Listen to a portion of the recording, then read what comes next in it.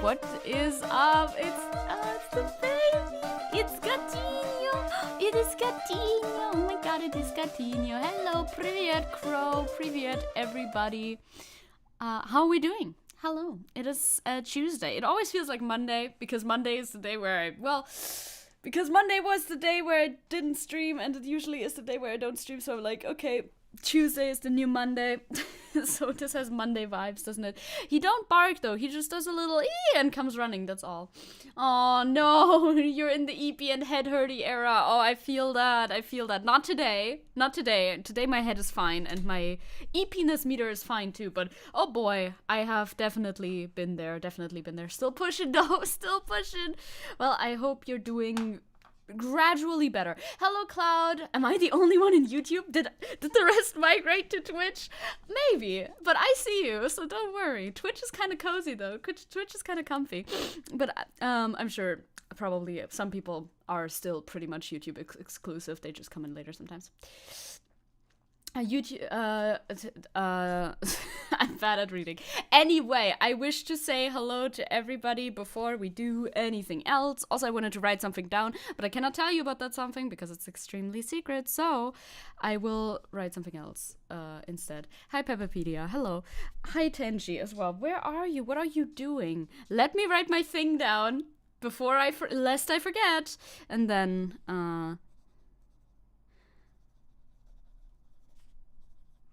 Okay, I've written down my thing. Amazing, let's go. Oh yeah, actually, that's a good thing to remind me of too. I should delete that. I think there's been enough time because... Hi, Tenji. Hello, Tenji picture right off the bat. Hello, everybody. Hi, Crow. Hi, Nankarak. Hi, Seppo. What the fuck did you do, Seppo? Hi, Tenji. Hi, Cloud. Hi, Peppapedia. Hello. Okay, everybody's been said hello to. That's perfect. Many things, actually. Many things. First, Tenji picture. I prepared this time. This time I prepared. I got the new Tenji pictures from my phone to my computer already. He's pulling a face in this one, and I find it very endearing. I don't know what this face is supposed to tell me, like, at all, but it's definitely a face. It is definitely a face. He's the baby. That was him yesterday when we woke up. He was like, huh? It's very expressive, but I don't really understand what the expression is. I mean, that's okay, I suppose. That is okay. Do you think it's murderous? Maybe. Do you think it's loving? Maybe. Who knows? Who knows? He just looks... I don't know. He sure has an expression. That is as much as I can definitely say. Second, we organized/reorganized, more pressingly, the channels on the Discord. Oh my god, the Discord. We reorganized the channels. We got rid of some, which means archiving them, because we don't delete them, usually. At least, I think we've never deleted one, actually, so maybe it's more than usually. We do not delete them, as a matter of fact. We archived some, we, put them into different orders and stuff like that. So that's good. That has already happened since, yesterday evening. So if you did, I don't know. I feel like it's very unnoticeable, in my opinion, because I wasn't sure if it was done yet or not, and I didn't even notice when I was browsing Discord.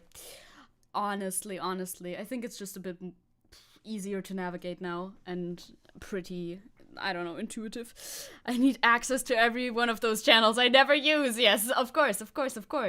I mean, you can still view them, you just cannot use them. So technically, you definitely do have access. Hello, Warren, hello. Oh no, you've redeemed it. No mames. Is it here? Is it working? Why didn't it work? Hello? Hello? It didn't work? Huh? Why didn't it work? What the fuck? Oh, you scammed. What the fuck? Last time I tested it out, it was still working, but now it doesn't work anymore. I silenced your call for help.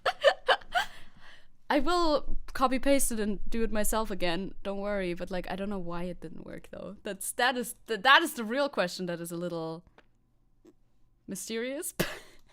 Why didn't it work? Literally 1984. Man, I wish I knew why things didn't work. That would be great. Do you reckon? God, I need to go there. I'm gonna copy paste your entire message and try to do it myself. Okay, it's green again. That's nice. Wait, no, I need to grab it again. Did you do it at like limit? At limit of thing? Wait, wait. I haven't done this in forever, obviously. I know. Where the fuck is the thing? Where the fuck is the option? There it is. Does it work only for me? That would be bad. Does it not work at all? It's here. I can see the fucking redeem thingy. Huh. Doesn't work for me either. Oh no, it's broken. Why is everything always broken? Oh, I don't know if you've... How many characters have you put? This is a good question. Character counter. I'm getting to the bottom of this right now. I'm getting to the bottom of this. This is the words. I need the characters, not the fucking words, dude. No, it's not over the character limit, so I don't know why the fuck it's broken now. God damn it. God fucking damn it, dude. Do I even have the fucking link to the thing? No, I don't. Why is it broken? Do I need to test it like every day to make sure that it isn't broken? That's not good, is it? Yeah, it's way less characters than that. Hello. Oh, is it maybe because there's a new OBS version? But I didn't update it, so that shouldn't be a problem, technically. Technically. Didn't I have a fucking thing for this? No.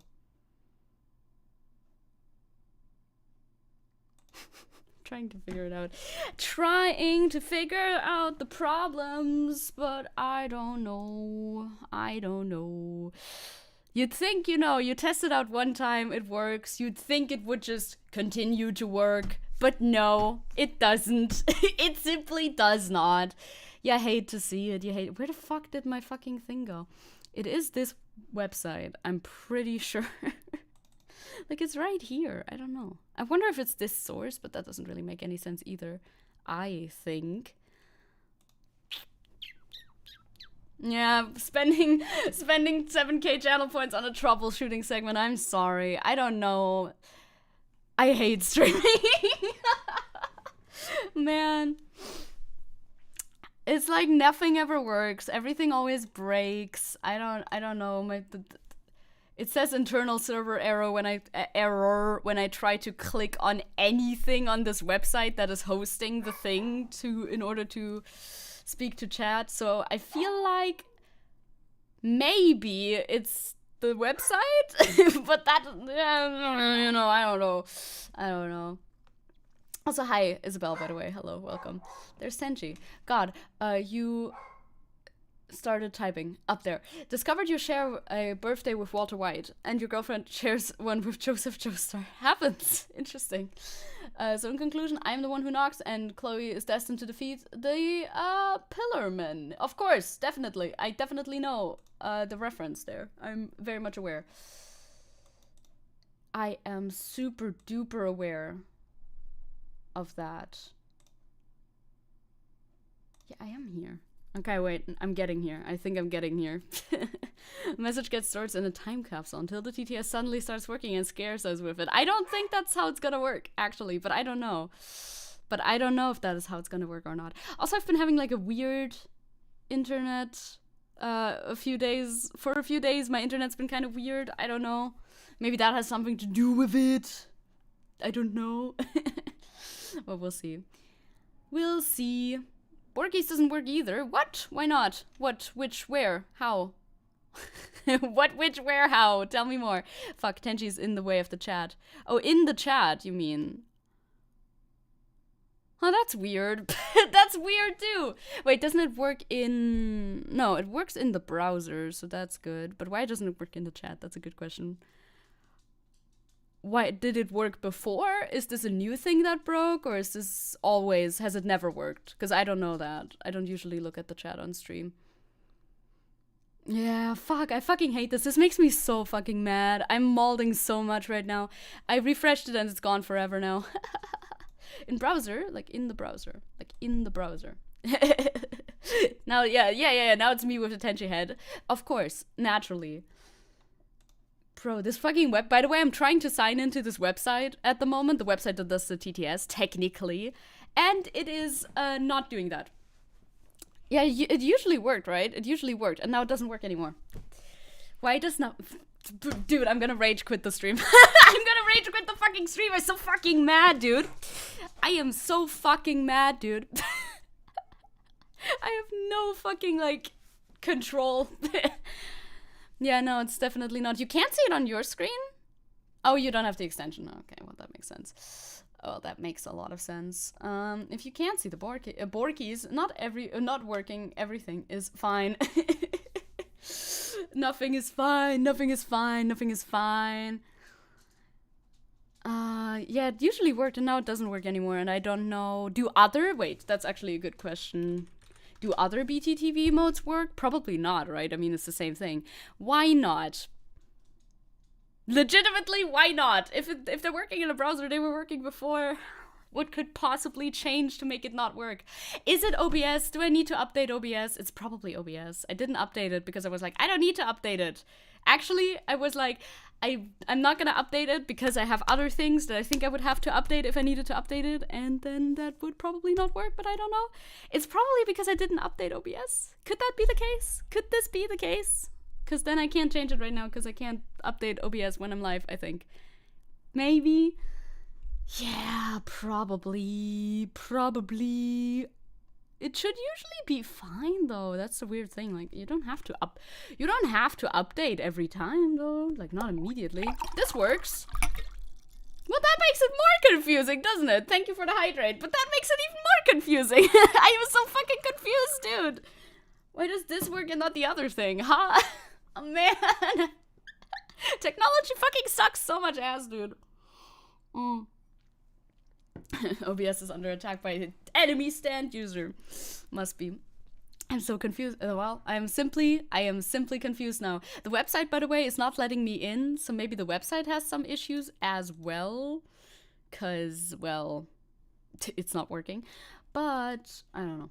But I do not know. Better Twitch TV, you're working, you're fine, you're good, you know, you're here, you exist. I mean, it works in my browser, so obviously that would work. I don't know. I don't fucking know. I'll update OBS later and we'll see what happens, right? Surely. Yeah, you can look for stuff like that on Down Detector. I know, it's like not letting me in at all, but the website itself is up. It's just error callback. I'm on an error site, so whatever, it's fine. Or send me a DM so I can look into it. I mean, I'm not gonna be able to fix it on stream right now anyway. I'm pretty sure. Like, that would just take forever. Especially if the website is not letting me log in, then I can't do anything there anyway, regardless of anything. Regardless of whether or not it's down or not, it's just putting me into, like, an endless loop cycle. Unless now, on the 5th try, it actually lets me in. That's the same thing with a different website that I can't get in.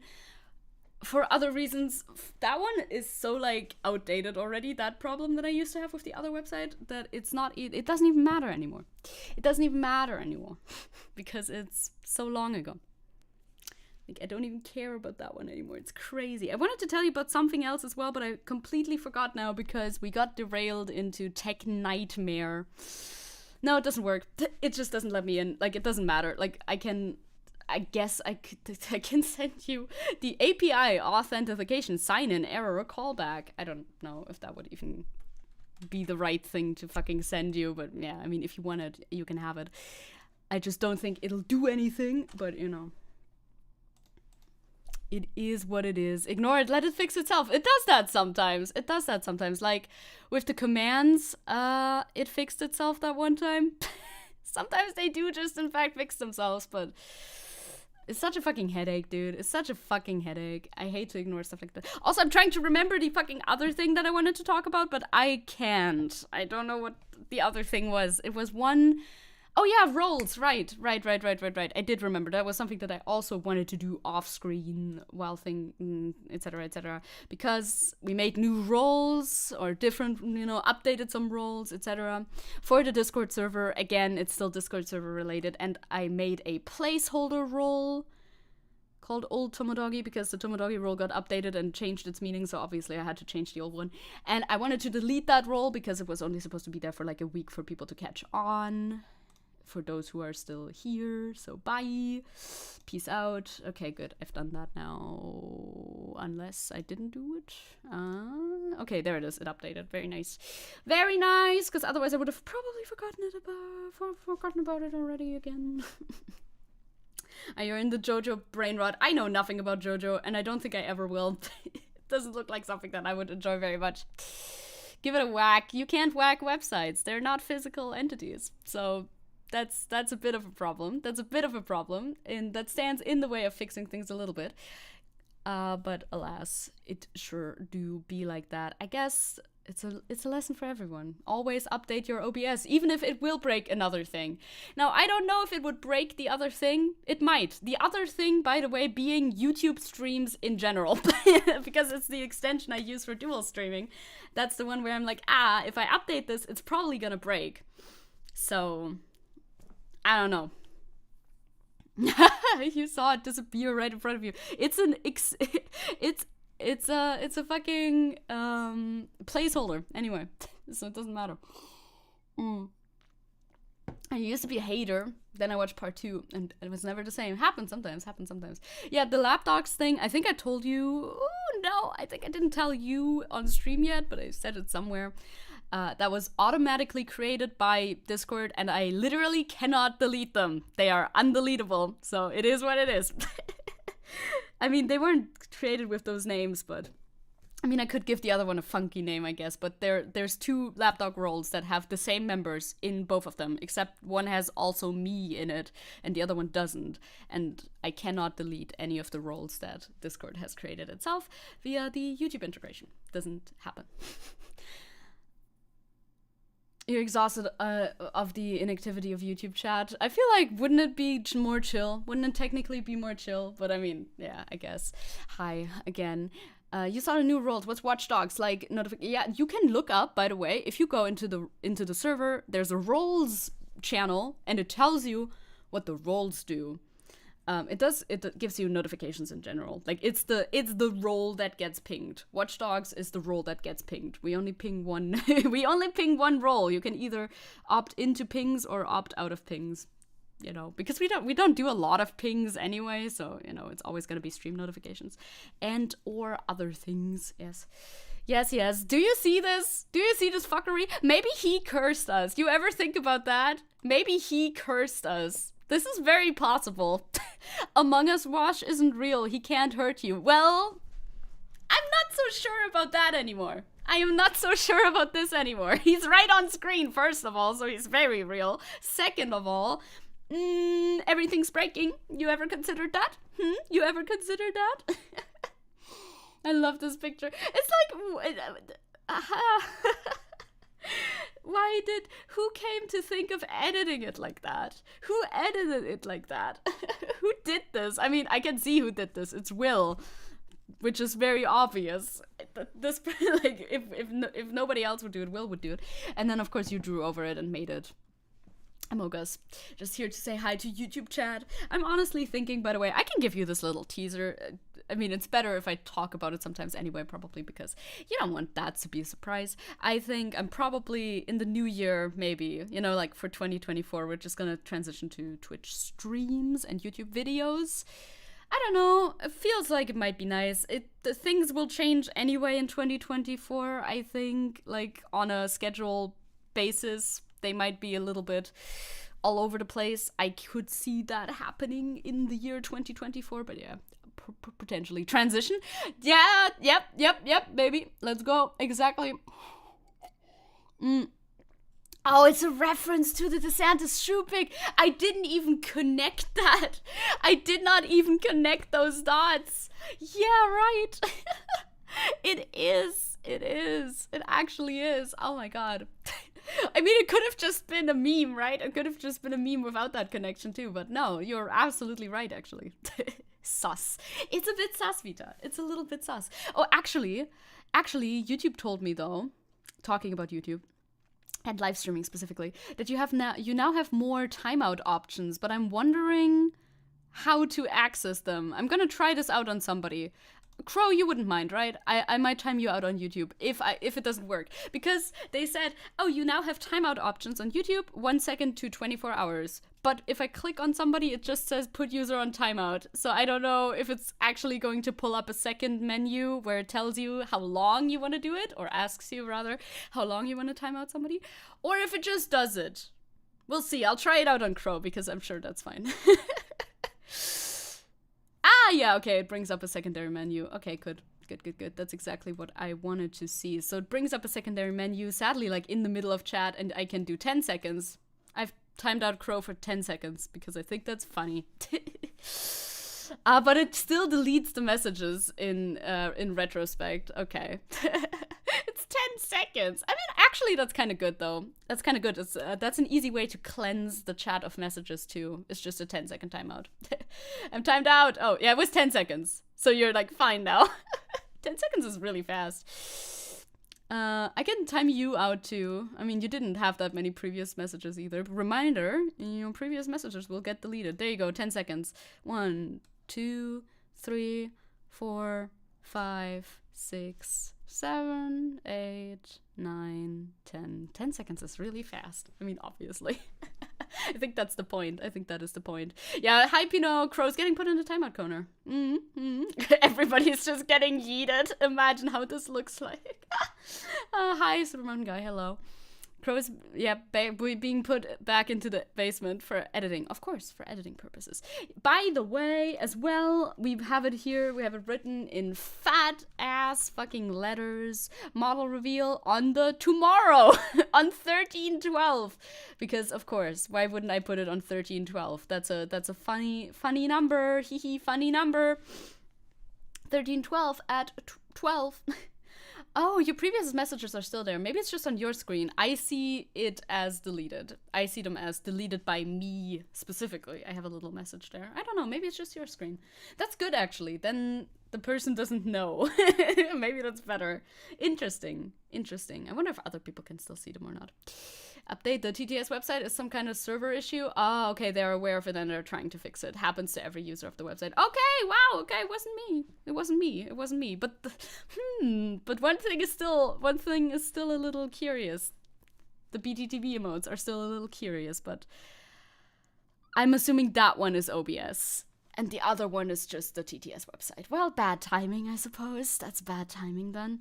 I don't know, I just started using this website recently because I saw it was like the only one that offered that service, or at least the only one that I could find. But maybe there's more reliable ones out there we could look again. I don't know. It worked when I tried it out. But good to know, I suppose. Doesn't really change anything for now, of course, but you know. Can't change anything for now. Model reveal tomorrow. I'm very excited, very, very nervous. Come over there. Let's make this a mod-only chat. In YouTube chat, mod-only chat, you can do that. You can do that. Also, we have the Twitch recap to have some more fun shit at the top of the docket. Why not? The docket is mostly last time's docket with a few additions to it, which means it's still fucking long as shit. So, you know, that's okay. Come, Zecke. LMAO. Yeah, I gave Sepp a mod in YouTube chat in order to try out how his badges stack. I don't think you can limit the chat to only moderators speaking. No, I don't think so, at least. Not so sure. Gonna ignore it. Gonna ignore it. Gonna ignore it. You want to see my Twitch recap, both as a viewer and as a streamer? Of course, as a streamer, it's kind of like, okay, I started doing this, a month ago? About a month ago on Twitch, so it's not as impressive. But, you know, we can look at it anyway. We can look at both of them anyway. It has little animations. I like the visuals for the Twitch recap. I think it's very cute. Hi, Antir. Hello. You see the Mogas. Yeah, yes.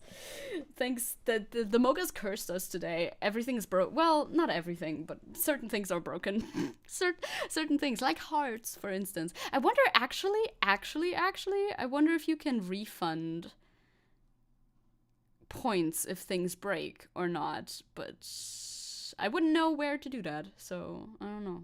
I wonder if you can do that. Do I even have the thing? Don't have the thing. Not here anyway. I don't know. Maybe I'll figure it out another day. Add a quote, come. Amazing, amazing, amazing quote.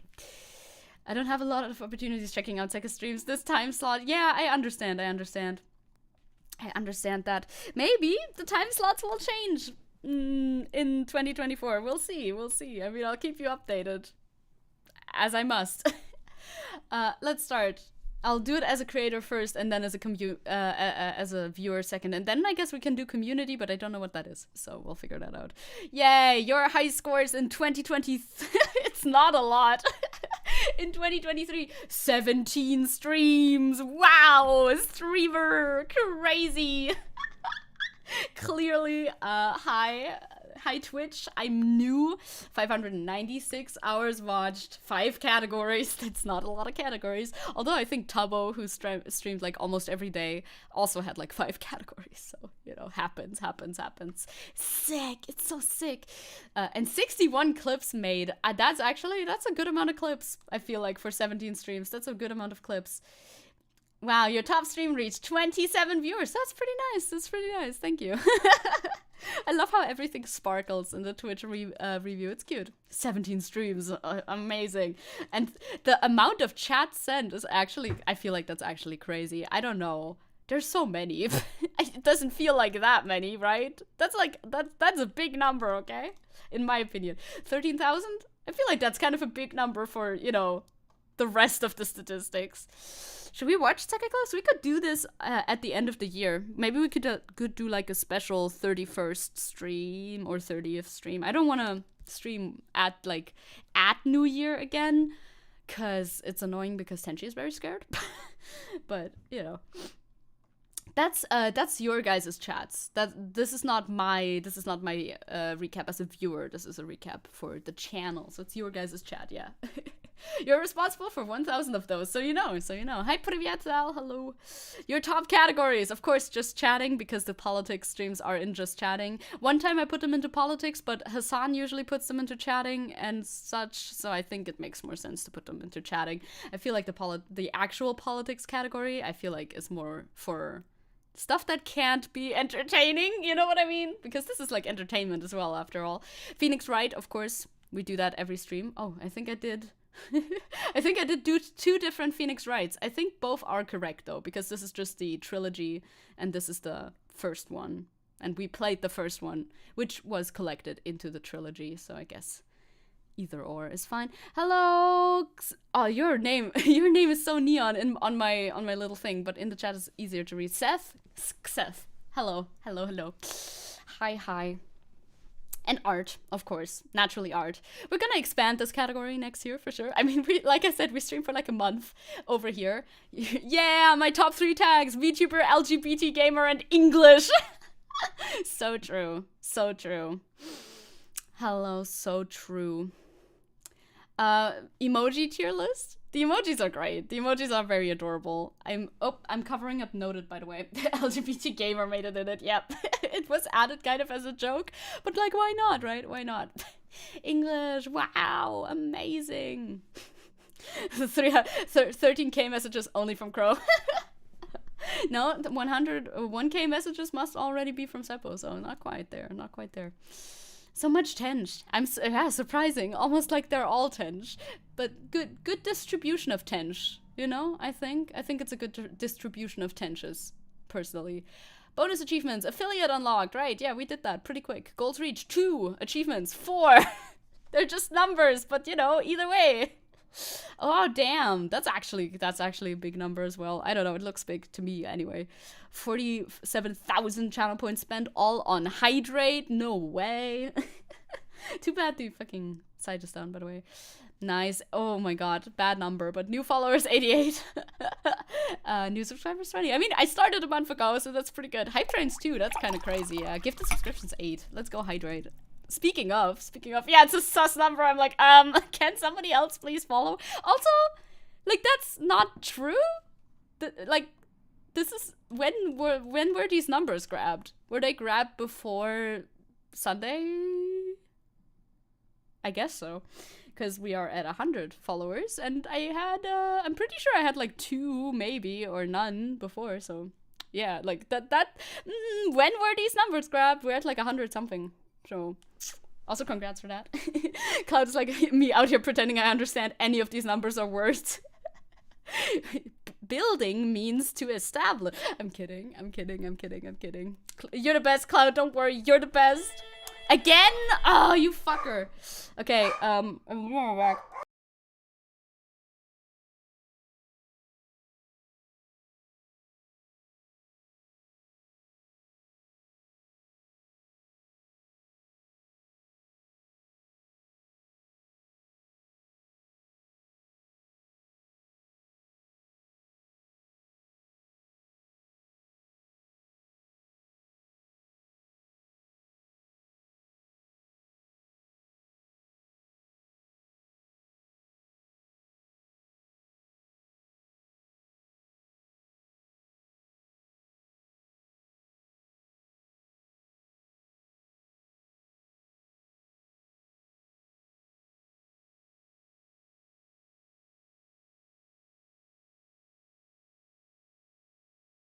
We already got a fucking package today. How many packages does my mom fucking order?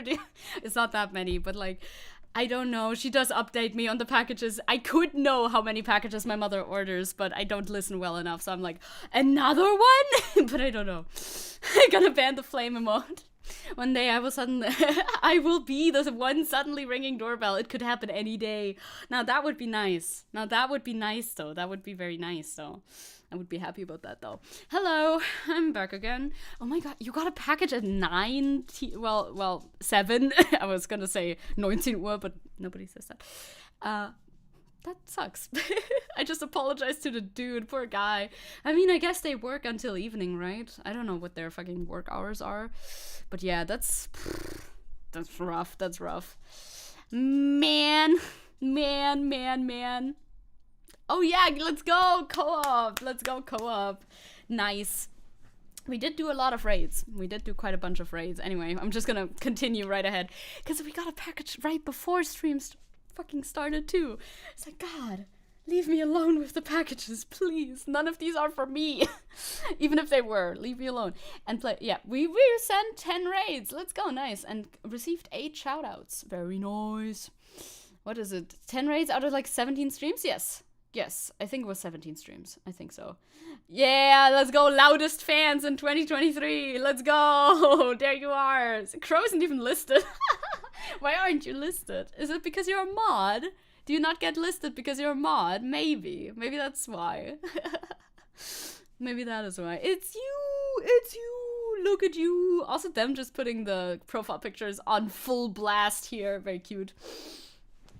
You're in the top 5. Yeah, let's go. What is loudest? Does this mean most chat messages sent? Probably. I don't know if it's ranked like in order or not. I don't know.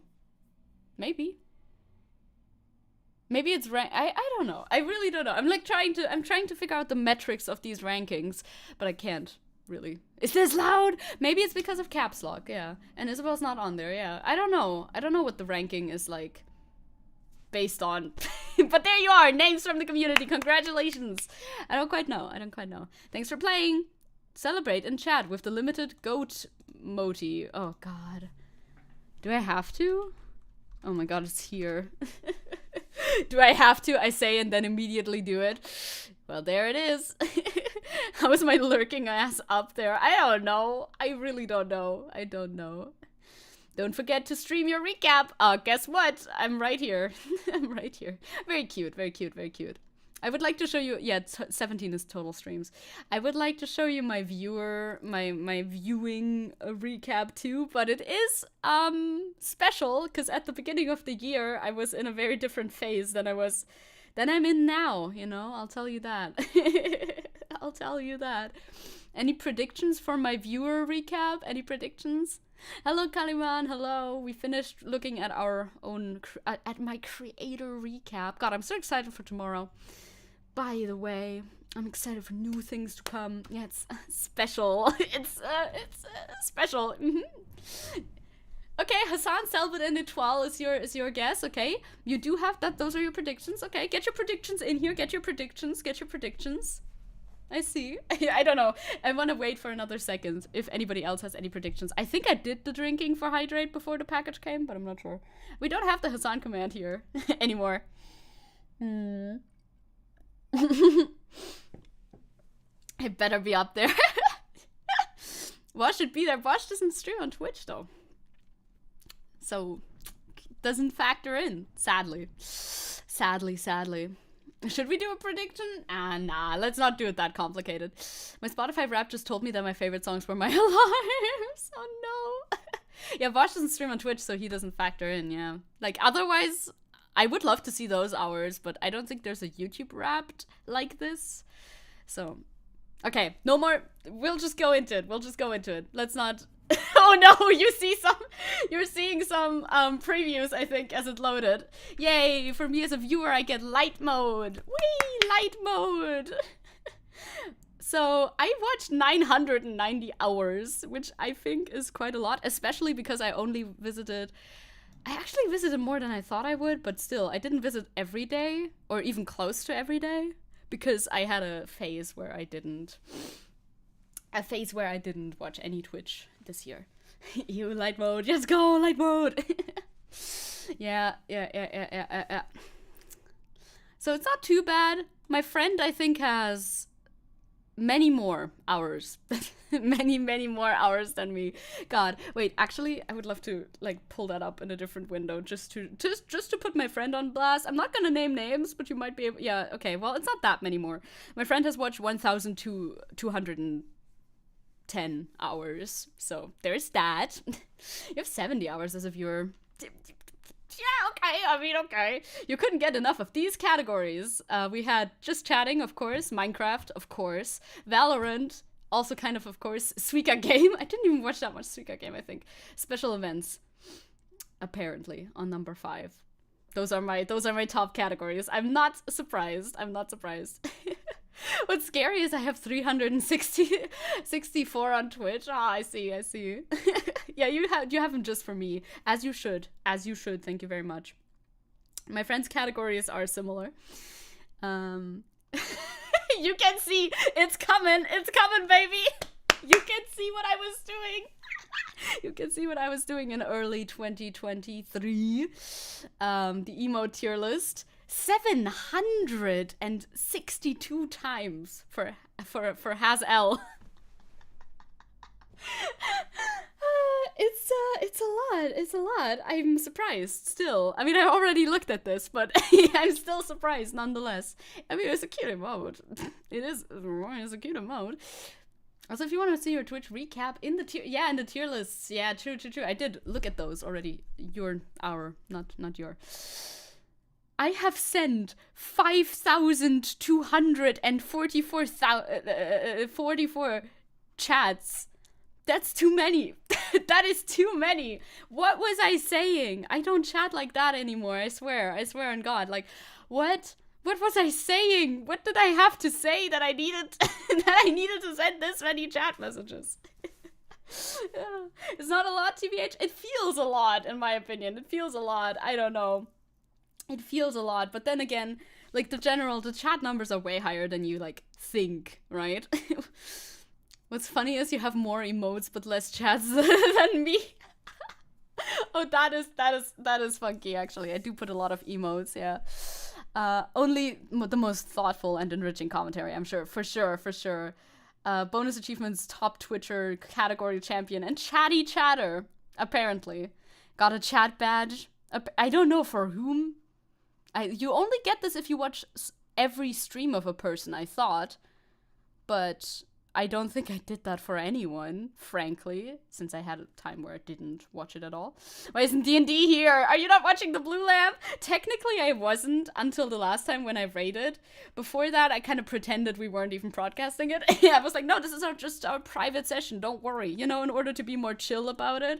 But now I'm very aware of the broadcast. So maybe next year it'll look different. You got 77 chats sent, really? You are truly one of the loudest viewers, yeah. Wait.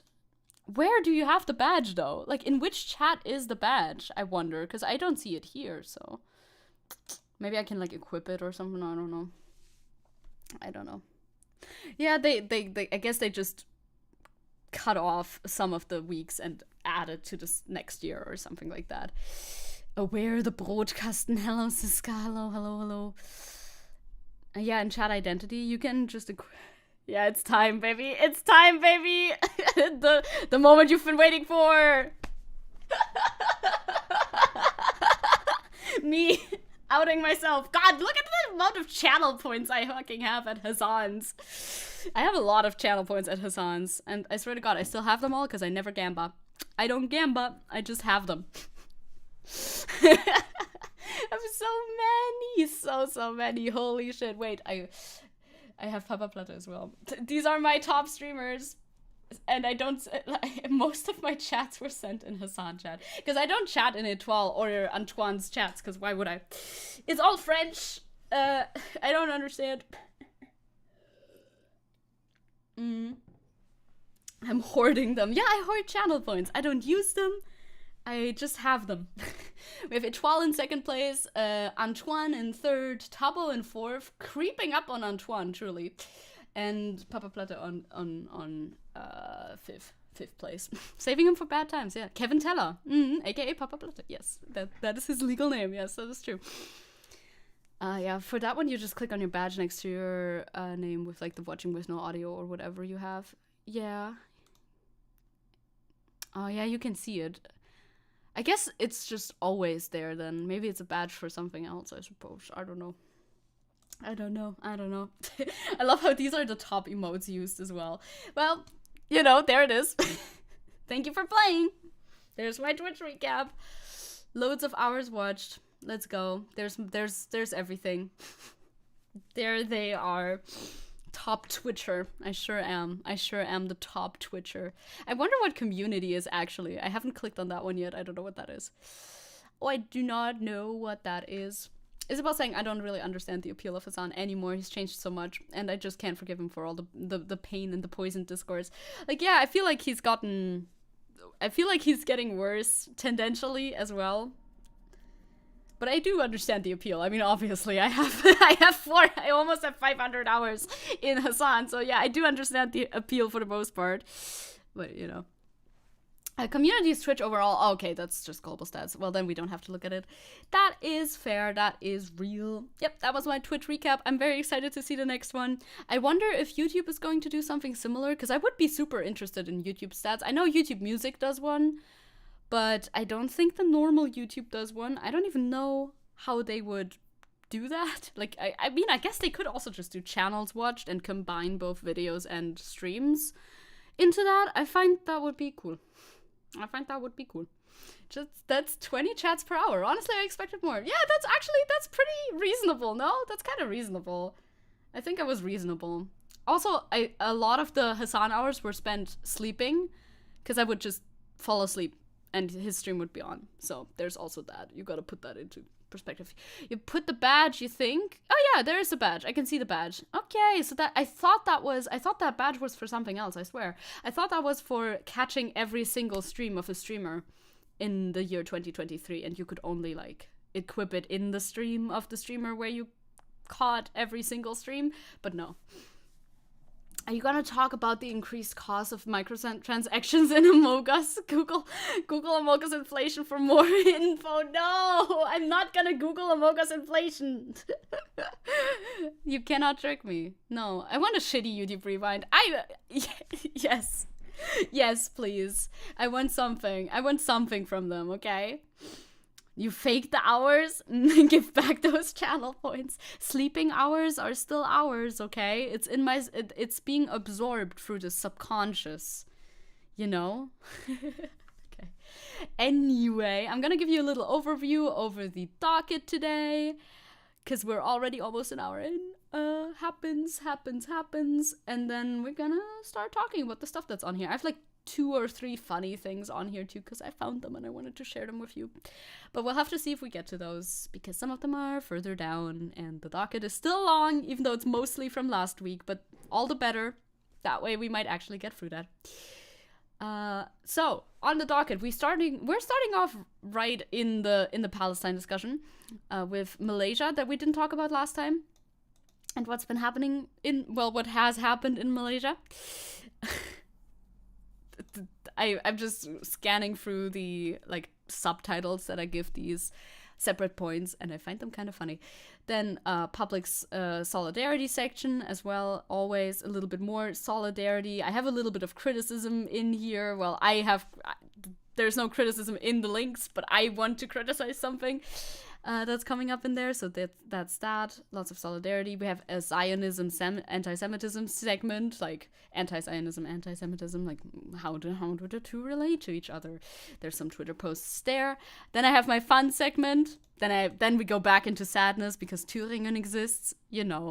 Happens. We're gonna talk about Twitch shutting down in South Korea, which is extremely unfortunate, and I want to know more about as to why that is happening. Then we have the mental health segment, which I said that last time already. This seems extremely spicy, and I think I'll have a lot of things to say about this once we get to it. Sounds extremely interesting. Yeah, I fucking hate it when Thüringen exists. It's such a bummer, it's such a bummer. Thüringen war ein Fehler. No, it's real though. It's correct. Not a good choice. Then we have a little Hong Kong segment, and the Alfredo Bonanno segment was way more recent last week, but still.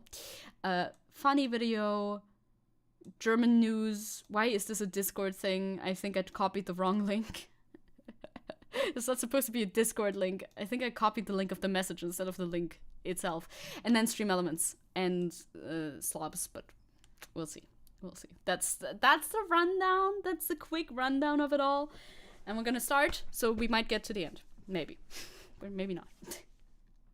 Second you said Hong Kong, I just remembered the Nazi Clown World meme. Yeah, it's I hate that the Nazis have co-opted Clown World, because I feel like I would like to say Clown World too, but I don't want to associate, But I do not want to associate with those parties. Very sad. Also, I have a little bump on my hand that I just discovered, and I'm now looking at. We never reached the end. It's true. But once upon a time, we did. Once upon a time, we did do that. we left to say Hell World, do we? Hell World? I feel like I've never heard that before. But, I mean, it's accurate, I suppose. I've always disliked clowns. No way. They can have Clown World for all I care. I like clowns, actually. Okay, Malaysia segment, right? We're in the Palestine discourse. We're in Malaysia. Malaysia is a way different place to be in. Pause. I'm not gonna watch the whole thing. Malaysia is a way different place to be in. It's actually, you take the situation in Germany right now, and you flip it upside down. You do one big flip, and that's Malaysia, which makes a lot of sense, because they're like a Muslim country as opposed to us when we're, I guess Christian, I suppose. In Malaysia, an influencer spoke out in support of Israel. Also, I need to close my fucking DMs. It spoke out in support of Israel and got... that's going to be in the next links, and I've already forgotten half of it. I think he got jail time for it. He got arrested, I think. There's the actual news article right after that. Because Malaysia is completely on the opposite end, right? In Germany, you might be facing repercussions if you support Palestine. In Malaysia, you might be facing repercussions if you support Israel. Both, I think, is not the way to go, for the record. I don't think the state should arrest you for your opinion, no matter what your opinion is. Until a certain point, as long as it's still an opinion and not like a call to violence or something. Okay, the website loaded. The website loaded. Thank you. Yeah, okay, it doesn't say if he's arrested or not, but we'll see in the actual article.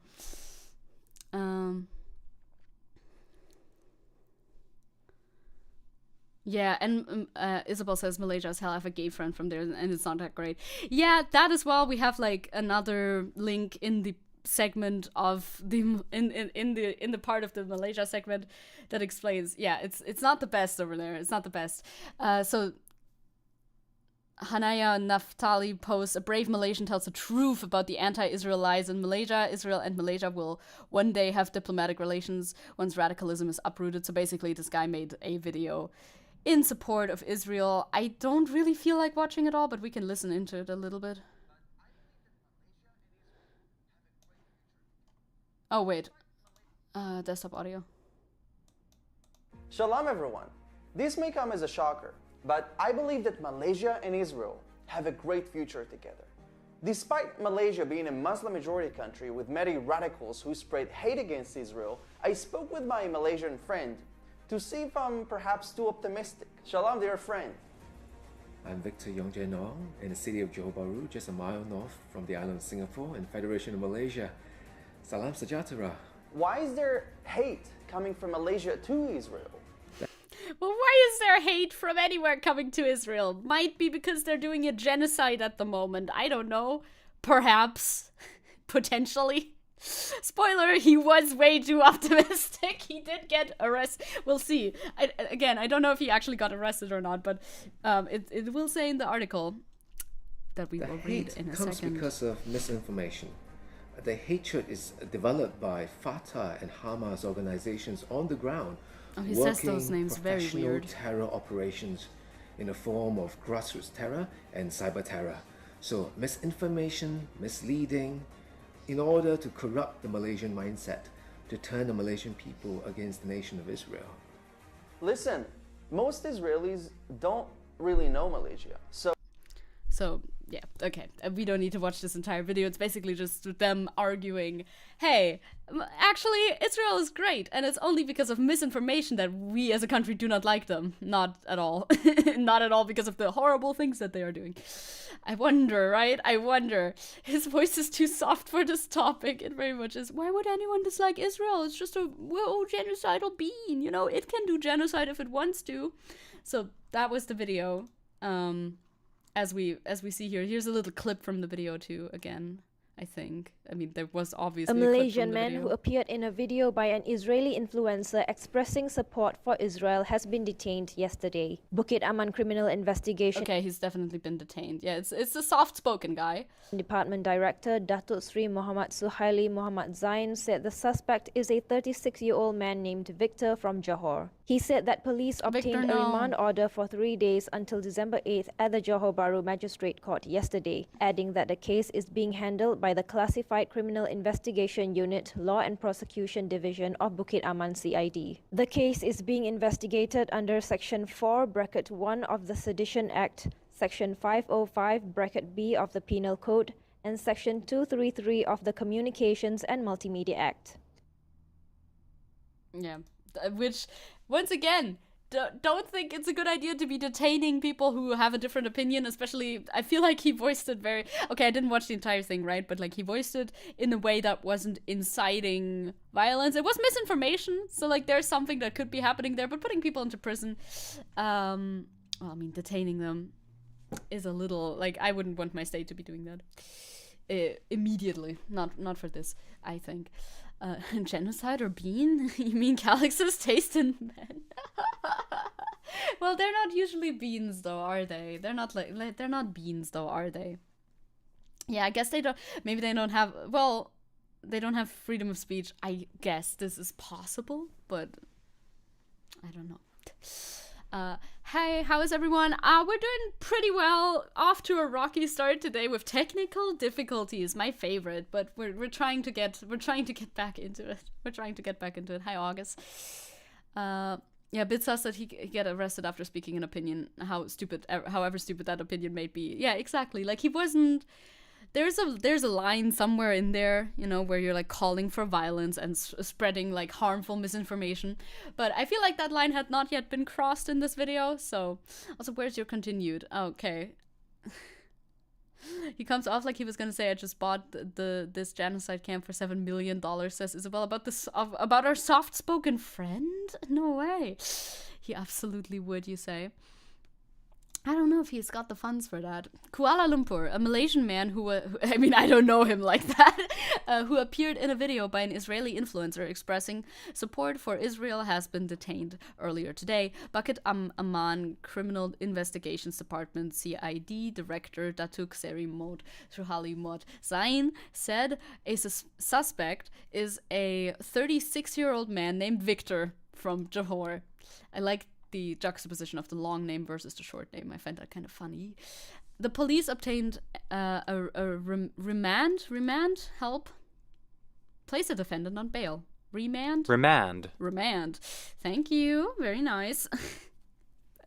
On bail or in custody, especially when a trial is in order. Yeah, okay. I know that process, but I wasn't aware of remand. A remand order for 3 days until December 8th at the Johor Baru Magistrate Court earlier today. He said, adding that the case is being handled by the Classified Criminal Investigations Unit Law and Prosecution Division of Bukit Aman CID. There it is. The case is still at the investigation stage, hence the police advised the people to refrain from commenting. I am commenting or creating speculation which would affect the probe, he said in a statement today. Well, I am commenting and I am speculating. You cannot stop me. Classified Investigations Unit. Classified. Yeah, I wonder why. Sepp was saying, I support my state, Bavaria, and would never have a different opinion than the state. Please don't arrest me. That's very much the life of the Bavarian, isn't it? In Bavaria, you gotta be a little careful, no? I am speculating. I'm speculating right here, right now. I'm speculating right here, right now, baby. The case is being investigated under Section 4(1) of the Sedition Act, Section 505B of the Penal Code, and Section 233 of the Communications and Multimedia Act. Yesterday, Straits Times, is that a place? It's probably a place, because I don't know. Reported a viral video which created outrage amongst netizens about a Chinese man claiming to be Malaysian. Aha, so he is not even Malaysian. Oh god, you guys are the Straits Time. That's funny. Expressing support for Israel and claims that Malaysians are target of extreme Arab terrorism and propaganda. Yeah, I mean, those claims are extremely wild, though. He should definitely be checked for that, but, you know, Straits Pro Times, Straits 2.0, exactly what I was thinking. I swear to your majesty, Marcus the First, Zuda, from the Franken house, Zuda. I would never do anything wrong, no. I bow to you, Mr. Zuda. So true, Nessie, so true. The Straits, no mames. The 6-minute video clip which showcases the Malaysian man. I mean, if he lives in Malaysia, I guess he's Malayan. I mean, not ethnically, but like, if you have the passport, right? Victor Yong Jeng Ong was created by an Israeli, Hanaya Naftali, who shared the video. I see. The well keeps deepening. Chinese man who claims to be Malaysian. Yeah, the fucking quotation marks around the Malaysian, like holy. Hanea wrote a caption on his video saying, a brave Malaysian tells the truth about the anti-Israel lies in Malaysia. Israel and Malaysia will one day, yeah, we read that already, have a diplomatic relations once radicalism is uprooted. Probably not. Potentially not, actually. That might not happen. This is also, like, this is the quote retweet of this. Hanaya, Malaysia was once under British rule, the same British that issued Balfour Declaration for what turned Palestine into what it is today. Yes, I do not support colonialism, occupation, let alone genocide. Whatever ties you're looking for, it's not happening. Yeah, basically agreed with that. Not too surprising. Malaysia has a lot of race issues. No mames. I am so shocked. I would have never seen this one coming. Yeah, that's why there's quotation marks around Malaysian man now, because oh no, he's actually not one of us. So that makes it somehow better for us. So that is happening down there at the moment. Not great. Not great either. I'm glad whenever a country does stand with Palestine publicly, right? But that doesn't absolve the country of all its other issues. the country still has all its other issues and needs to work on them. Like this Twitter post that was also shared back then by Angel Tail. We need a no mamas command. And what would it do? What would the no mamas command do? Just post no mamas in all caps? Or a certain emote or something. It would be cute, maybe. Useful for sure, because we do use it a lot.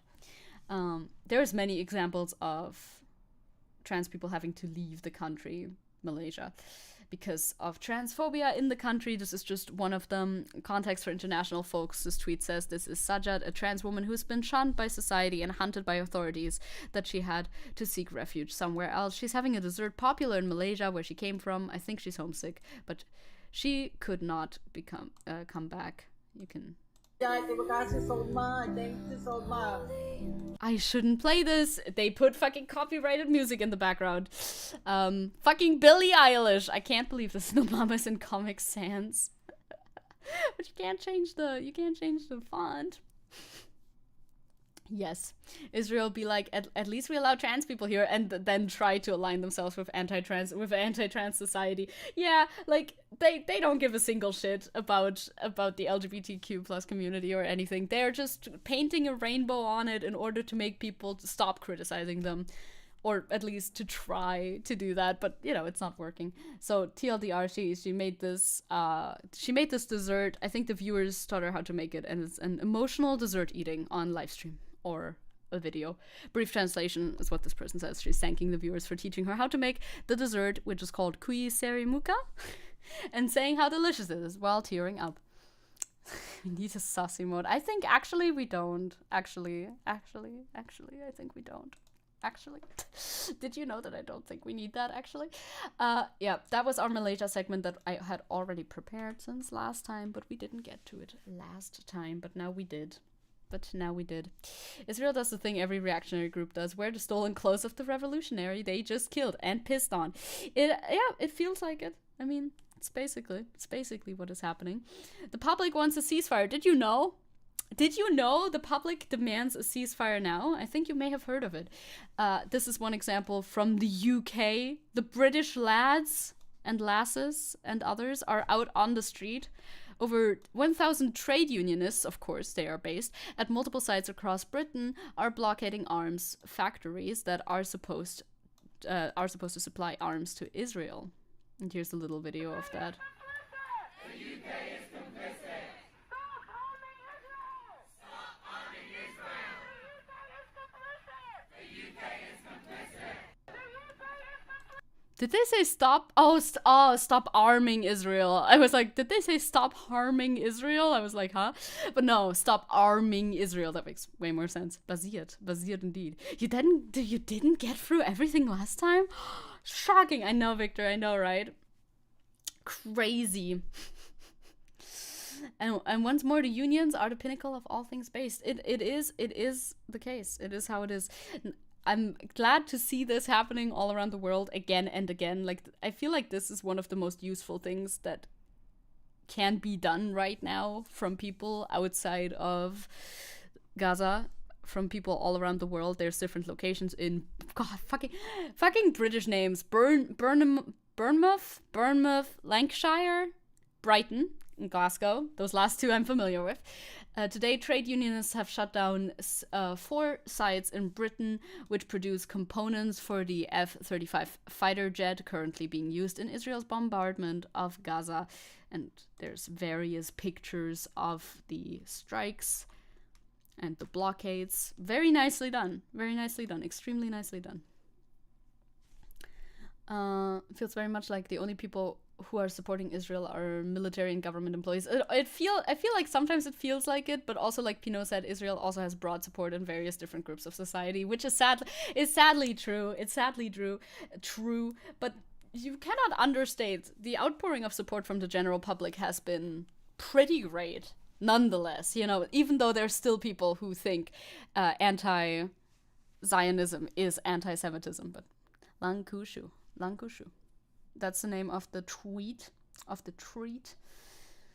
Also, this thread goes on to say, but it's not just in Britain. Across France, the Netherlands, and Denmark, our counterparts are also taking actions at arms factories as well, etc. We are workers for a free Palestine. We're calling to end the British government's complicity in Israel's war crimes, including through arms sales, an immediate permanent ceasefire, and an end to the occupation of Palestine. Good banners, good message, good action. I applauded. Yeah, in many countries, overall majority of the general population is against the genocide, which is good, because genocide is bad. Yeah, and my brain is big. Your brain is so large. How can you stand it? You must get headaches every day. Your brain is so large, it's trying to, it's expanding your fucking skull by pushing against it every day. Hot take. Big hot takes. Big hot takes. Big hot takes. Gewerkschaft strong. The Gewerkschaft is strong. Together they can be. We have some polls as well, also sent by Angel Tail. If you ever wonder, usually they're sent by Angel Tail. Sometimes they're by me, sometimes otherwise. Me, when I realize that genocide is bad, brain expanding rapidly. As a Lockheed leftist is the quote you added. We need to keep weaponry away from Israel. Yeah, pretty easy idea, I think. Even the Republicans, right? This is a U.S. poll. Voters support the U.S. calling for a permanent ceasefire and de-escalation of violence in Gaza, right? All likely voters are generally in favor of it. 61% support. Only 28% oppose, and of course some who don't know. They simply do not know. And even if you look in the Republican tier, it's still more support than opposition. And of course, almost 50-50. Of course, the Democrats are you would think it's, of course, they are mostly in support of a ceasefire. Third Independent Party is kind of mixed, but also still everybody's in support of the fucking ceasefire. Why isn't it happening? Why isn't it happening yet? What is in Israel? I just want to grill. That is the ones who don't know. They're like, I don't know. I haven't heard of this. Actually, I haven't heard of this. Why are you asking me about this? I have no idea. Just do whatever. This is not for me. This is not a question for me, of course. So the public is in fact still in favor. This reminds me, says Blank, of the fact that if you search for the Union song, which side are you on? YouTube recommends a fucking IDF propaganda short. What a fucking pain, dude. What a pain. Crow saying, I hate the fact that even in relatively democratic countries, the actions of the government go against the wishes of the people so much. Yeah, right? It's a display of fucking democratic failure. It's really disheartening on a level as well, right? The public is obviously in favor, by a good margin, they are in favor of a ceasefire, and yet it's still not being pushed through. Fucking sad, Isabel saying, I'm actually sweaty. We need to bomb more brown people so we can maintain our liberal order. Calling for a ceasefire isn't actually PC, sweaty. Horrible roleplay. Thank you very much. You're so right, August. Angel Tail is a very lovely bean in general. I used to love seeing them chatting in Twitch. I haven't seen them chatting in a while, but they don't have a lot have to if they don't want to. Of course. I think they're quite busy as well. But I'm always glad to see them around when I do, in fact, see them around. Poka, you have to go. Perhaps tell Poka. I only understood Poka. The rest, I'm not so sure. It's like Angel Bean. It's very true. It is very true. It's very true. We have a little video too, just 4 minutes. Biden staffers are turning against his Israel support. We spoke to a dissenter. I find that quite interesting. Oh, okay. They gave him a voice changer. I wasn't prepared for that. I was like, what? What is happening? There you go. It's working. They're protesting in front of the White House weekly, daily. It's hard not to feel it when you walk outside and you're going to see people going on a hunger strike. At least for the people that are inside that have to make these policies, they feel it every day. The Biden administration has been under an enormous amount of pressure to push Israel to end its massacre of Gaza. Protesters have been following Biden everywhere, at his hotel room, at conferences, and even his personal residence. And now, within the administration. Tonight, we're talking to an anonymous Biden staffer who's one of the main organizers calling for the Biden administration to end Israel's massacre in Gaza. Yes, also I agree with Blank. I agree. Why does this twink speak so deeply at me? Yeah, because it's not him. Because it's not him. I also thought it was gonna be this guy, right? But no, and then I was surprised. I think a lot of colleagues are disgusted and appalled. There are so many, you could go through the adjectives and like the thesaurus of disgusted, and that could describe so many people within the administration. Personally, for me, I would describe it as a genocide. I think that's the only solace that a lot of us feel, is that, you know, there is a growing dissent within the administration of people that are no longer feeling comfortable. That's why people are willing to go and do these public, you know, letters and talking to press and doing as much as we can, because there are numbers there of people not being okay with what's going on. Yes, let's go for Bidenism, ceasefireism. Yes, please. Yes, fucking please, dude. Please make it happen. Like, you can. Are there people in the administration who are starting to see the Biden administration's support for Israel as untenable? There's a real internal kind of like battle that is having to be played, that, you know, they're very aware that their own staff, there are people, like, we have now 650 plus signers on our letter. There are letters from other agencies, dissent memos and dissent cables. Political appointees and civil servants serve two different purposes, but as a political appointee, you basically serve at the pleasure of the president. You are there to uphold the president's agenda, and it's like an unsaid rule of, like, you're not gonna dissent externally. And when that I see. Difficult. Is brought upon, it's very much just some places where people no longer feel comfortable even working for this president. Biden can pick up the phone right now and say, we're ending aid, you gotta stop this. What is stopping the administration from doing this? Thanks, Tenchi. Thank you for your input. I think we, as a country, have a precedent of supporting, you know, Israel, of support and unconditional support. And that is something that has been set for 54 to 75 years. Since the creation of Israel, and also like one of the strongest lobbies, one of the strongest like supporters, and all that's, you know, that I don't know what he's doing. The same as always.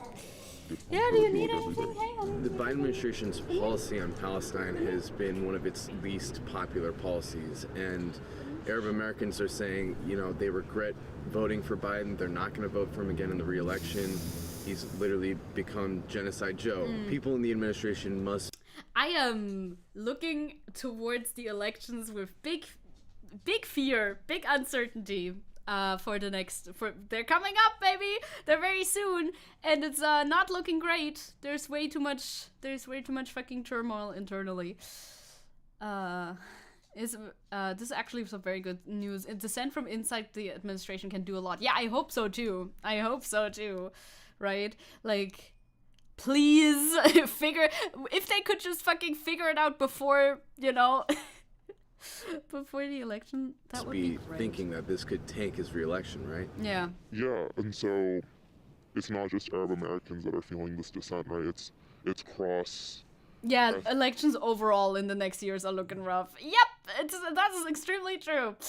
Let's not think about it. No, we do have to think about it, though. We do have to think about it. Yeah, everywhere in the West, at least. Everywhere that I'm aware of is looking pretty bad, right? Victor saying Biden really doing his best to lose an election. That should be the easiest shit ever. Like, yeah, you're going up against fucking people who should be in prison and actual Nazis. Like, you should be able to win. We should just cancel the elections. Just not do them. Let's just not do them right now. Let's just not do them for a bit. Let's postpone it till later. Please. Also, let's hope they figure it out when there's still Palestinians in Gaza. Yeah, like, not just for election reasons, of course. Yeah, like, there's a way bigger pressing issue. They should have figured it out fucking months ago, but they don't. Cross-racial. Yeah, polls are not like the most reliable thing. That is true, but also when you like. It's hard to be optimistic, right? It's hard to be optimistic as well in Germany as well as thank you, Tenchi, as well as he just falls over sometimes. He's a scared baby, as well as in the United States, of course. Like the general mood, the general public mood, the vibe check is also failing, you know. Young voters, large blocks that came out to get the vote out for the president, get the vote out for this administration and Democrats across the board. Yeah, there's a lot of dissent, and honestly, the president is having conversations with, you know, Jewish and Muslim, Arab and Israeli and Palestinian staffers, hearing the dissent. Hi, Calix. Vibe check failed. Vibe check failed. Trying to dispel that, trying to ease some nerves, but I don't think that's working. Are the protests working and influencing the administration? I think it's hard I would assume so. to not feel every day. I mean, they're protests in front of the State Department, they're protests in front of the White House, weekly, daily, in front of the DNC, in front of different offices and across the city. You know, here in the administration, it's hard not to when you walk outside and you're gonna see people going on a hunger strike or people out here every day protesting. It's working, at least for the people that are inside that have to make these policies, they feel it every day. And we hope that you continue to do so because slowly but surely we're chipping away to hopefully call for a ceasefire. I hope so too. I mean, okay, I can let this fucking video finish. I hope so too. My recommended is so funny. Yeah, like, obviously it has a bit of an impact, right? It must. If everybody's on the street, if there's always new headlines about new protests and everything, yeah, obviously that's going to have an impact on the administration and stuff. Some good news at least, right? Plague Inc. has music. They'll probably vote him in if Donald is still around. You mean Donald Trump? You mean Donald Trump is gonna win, you think? Tenchi, can you, like, please stop? Jesus Christ. He's been so much worse the last week as well. I don't know what's up with him. He's technically supposed to be less worse, but alas. Thank you for thank you for the hydrate. Did you know that dogs are meant to be mellowing down when they get older? Can somebody tell Tenchi? Can somebody please inform Tenchi about this? Please? Isabel saying, no, I mean, Joe will come back if Don is still there. Well, that would be good. That would be hopeful. I hope for it, but I don't know, I don't trust, you know, that they would vote Biden if Trump's around. Yeah, the people in America, I suppose. But I don't know if it's gonna happen anymore. I was pretty clear on a Biden victory before Palestine happened, but now I feel like it's very shaky. It's not it's looking not too bad for Don, isn't it? Right? Like, this is all playing into his hands. Of course, he is still being, like, he's going to jail technically, but maybe not. I don't fucking know, dude. Also, Joe, don't tell Tenchi he's old. That's rude. Yeah, he's gonna complain even more, huh? If I tell him that he's old. But he is. He's fucking 8 years old. He needs to calm down a little bit. Also, Joe will have an advantage as an incumbent president. That is true. That is true. We shouldn't be too defeatist about this. I mean, I don't go vote there anyway, so I can only do so much. But you know, Tenchi will go to jail. True. Yeah, fucking Donald is still being investigated for a bunch of shit now. I would never bully Tenchi. I think he takes great pride in his age. He just needs to calm down a little bit. That's all. Please. That's all. I swear. That's all I want from him. I would like that, you know. Damn rough times. It sure is rough times for the boy. The protests apparently are also working to, not only working for the Biden administration, but also working to scare Netanyahu. You ever think about that? Genocide there, Benjamin Netanyahu is privately concerned about the huge demonstrations in Western capitals. We need to apply counter pressure, he said, which I don't know how he would do that. Keep getting out there on the streets. It's having an impact here, is what it says right there. Didn't you will go to jail? Damn rough times, Siska. Thank you for the quote. It's fortunately not looking good for Don, but it's not looking good for Joe either. Yep. I mean, maybe this is the time for a third party. I don't think so, actually. Tenchi, can you stop? Tenchi. Benjamin Netanyahu, at least I can. Dude, today is a day, dude. Today is testing me on a level that is beyond my capacities. Benjamin Netanyahu, at least in private, has been blunt about what Israel needs most to destroy Hamas. A steady supply of more US bombs. Surprise. We need 3 things from the US. Munitions, munitions, and munitions. So once again, blocking the export of munitions sounds like a pretty viable approach to stopping people. The Israeli Prime Minister told a group of local government officials, according to a recording obtained by the Israel Hayom newspaper. There are huge demonstrations in Western capitals, added Netanyahu, who is concerned political pressure overseas might threaten the U.S. arms shipments. I'm not concerned. I'm hopeful in that regard, personally. We need to apply counter pressure. There have been disagreements with the best of our friends. Oh, our besties. No way. Our besties. And she's just very concerned with the Israel-Palestine situation. I mean, that's fair. That's fair. I wish he would present his points a little bit more calmly.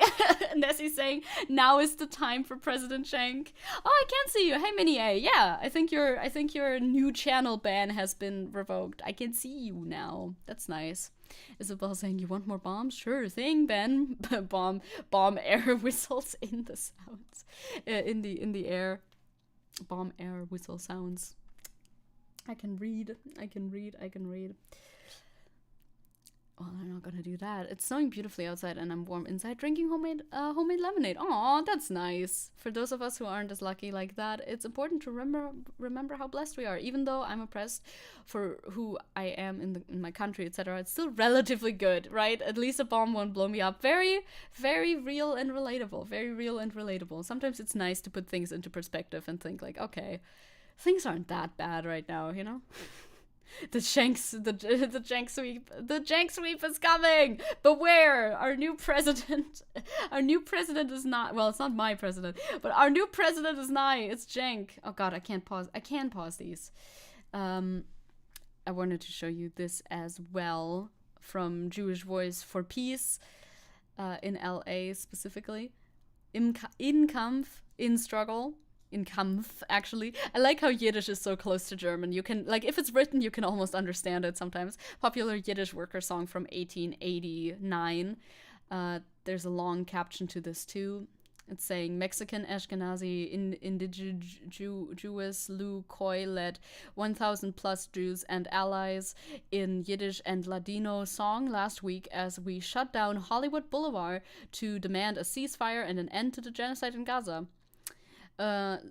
This is the person's @Lou_isms, a queer multi-instrumentalist and vocalist who mines inspiration from the stories and music of their heritage, channeled pre- and anti-Zionist Jewish musical traditions as a powerful expression of solidarity with Palestinians. Their voice guided us through ancestral memories of oppression and resistance across the Sephardi and Ashkenazi Jew diasporas, helping us connect our people's historical experiences to Palestinians' liberation struggle today, which I find nice. That's very nice. I know a Yiddish band that makes lefty songs. Hell yeah, let's fucking go.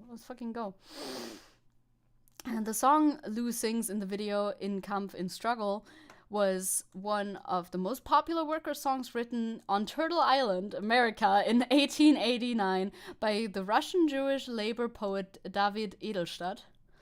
It became a beloved song of the Jewish workers from around the world, and I'm hoping it's not copyrighted because it's very old. It was absorbed into Yiddish folk song and was sung in Yiddish schools. As Lou said in the action, Edelstadt's lyrics ring truer to the struggle of the people of Palestine than ever. And they give us hope and strength as we organize in solidarity. Viva Palestina, die ganze Palästina werden befreit. See, it's literally like German. The whole Palestine will be freed. I can speak Yiddish if I just put my mind to it, you know?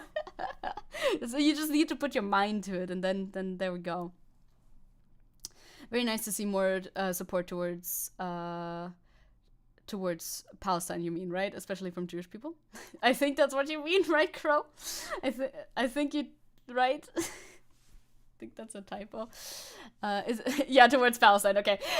In German, it's German with a funny hat and glasses. It's beautiful. I love it. I mistyped bad. Yeah, I was like, what? I was like, huh?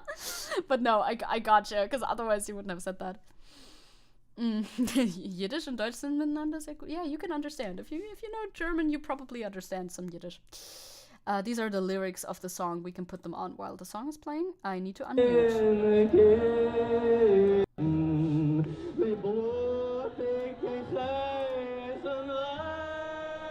When it's sung, I can't understand it as well, but oh, it's up there as well.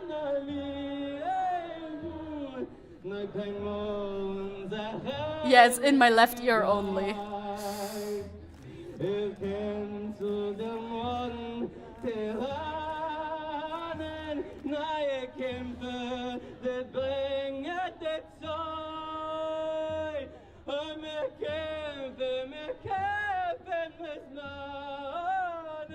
Die ganze Welt wird werden befreit.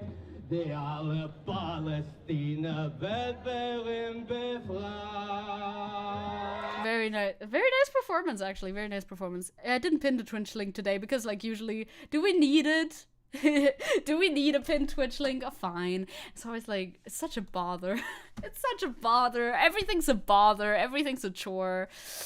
It's okay though. I need to just go to my channel and copy the thing. Don't put myself on talking, because I'm like, most people who are in the YouTube chat know anyway, so I don't feel like putting it, but it's okay.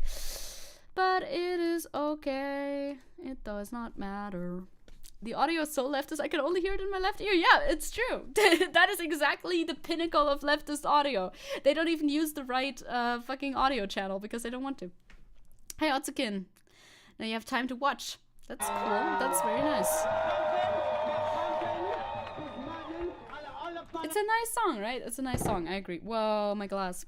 Whoa, my glass. No mames, my glass. That really is very much like German, right? That's very much like German. The right audio channel is reactionary, hence why we cannot use it. It makes sense.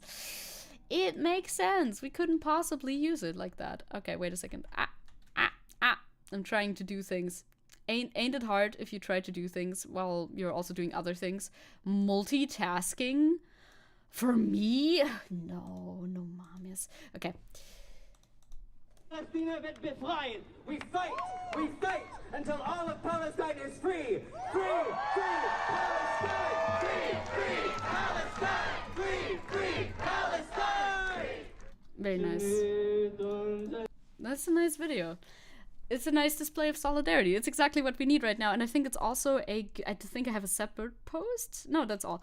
It also leads nicely into this segment, actually. So we could technically, we could do a little reversey, I think. It sounds like Will Wood. Let's go. Yeah, and now we're talking about Free Palestine. It's true. That's on our mind at the moment. And has been for the last 2 months, basically. Free Palestine. Anti-Zionism equals anti-Semitism? No way. That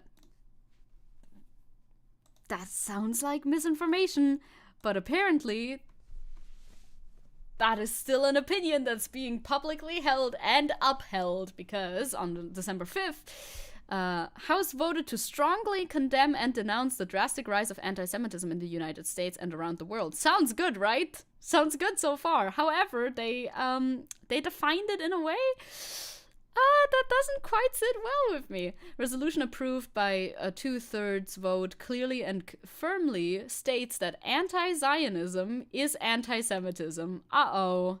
They had me for the first half. The first half I was like, okay, yeah, nice, I can get on board with this. Also, I hate the graphic design of this. Is so ugly. Couldn't they make it prettier? Well, anyway. They had me for the first half of this, but now they've turned around. Now they've turned around with the second half. Not that great.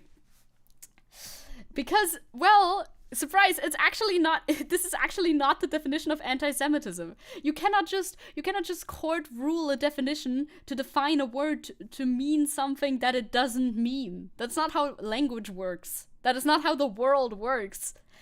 Anti-Zionism is not equivalent to anti-Semitism, even if you approve a fucking ruling in court.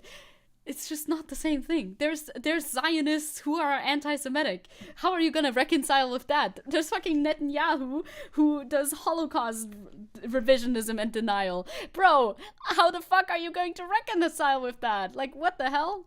This is incredibly anti-Semitic to non-Zionist Jews. Exactly. A representative body overwhelmingly composed of Christians just passed a resolution that declares anti-Zionist Jews are anti-Semitic, which is anti-Semitic. I can read well, thank you. Which seems incredibly anti-Semitic. Like there's whole organizations of Jews against Zionism, as we know. Jewish Voice for Peace. We just saw them. Apparently, those people are anti-Semitic. Surprise. Surprise. The badger. I have acquired the badger. You have the badger? What can the badger do? Can the badger help us, please? There's the resolution itself in text as well. Where, you know, like, etc., etc., resolution strongly condemning and denouncing the drastic rise of anti-Semitism in the United States and around the world. Good so far. Whereas acts of hate, intimidation, discrimination, and violence based on ethnicity or religion have no place in our country nor in the global community. Good so far.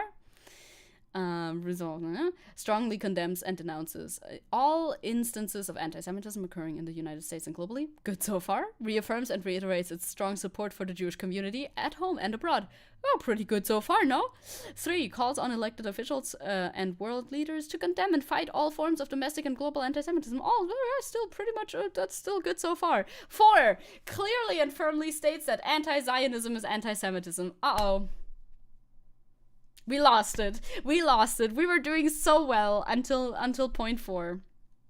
Yeah, I am also hopeful that Germany will not follow suit in this, but well, I'm hoping, but am I hopeful is rather the question, I suppose, because I could absolutely see them doing that, at least in certain states.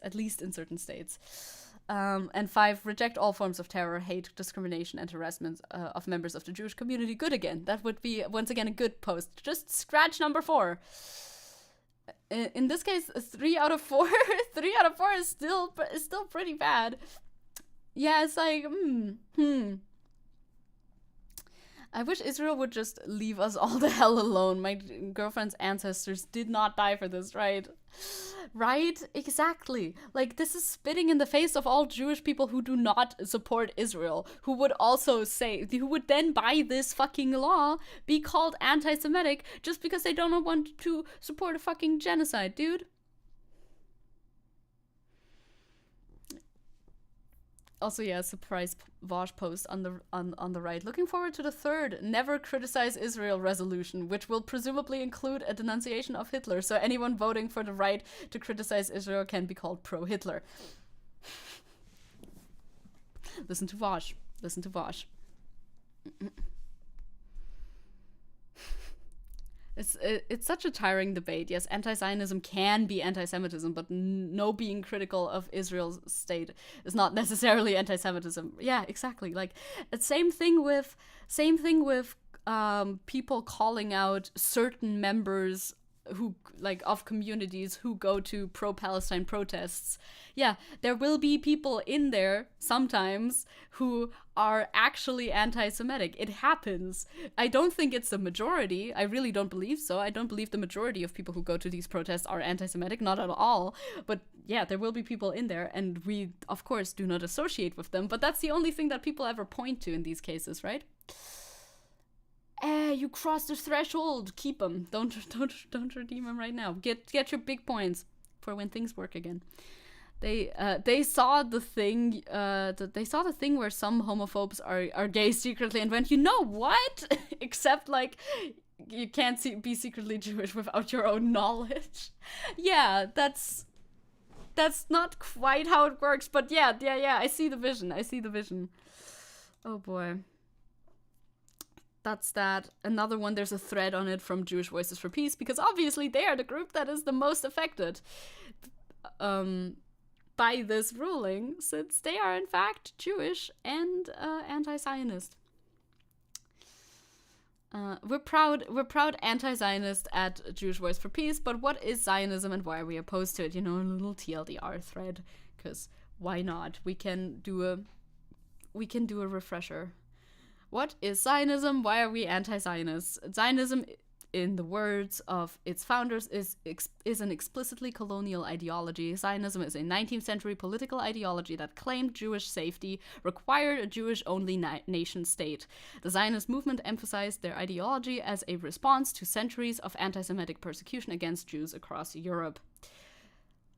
I mean, I cannot add so much to this aside from going, yes, this is true. This is what is happening.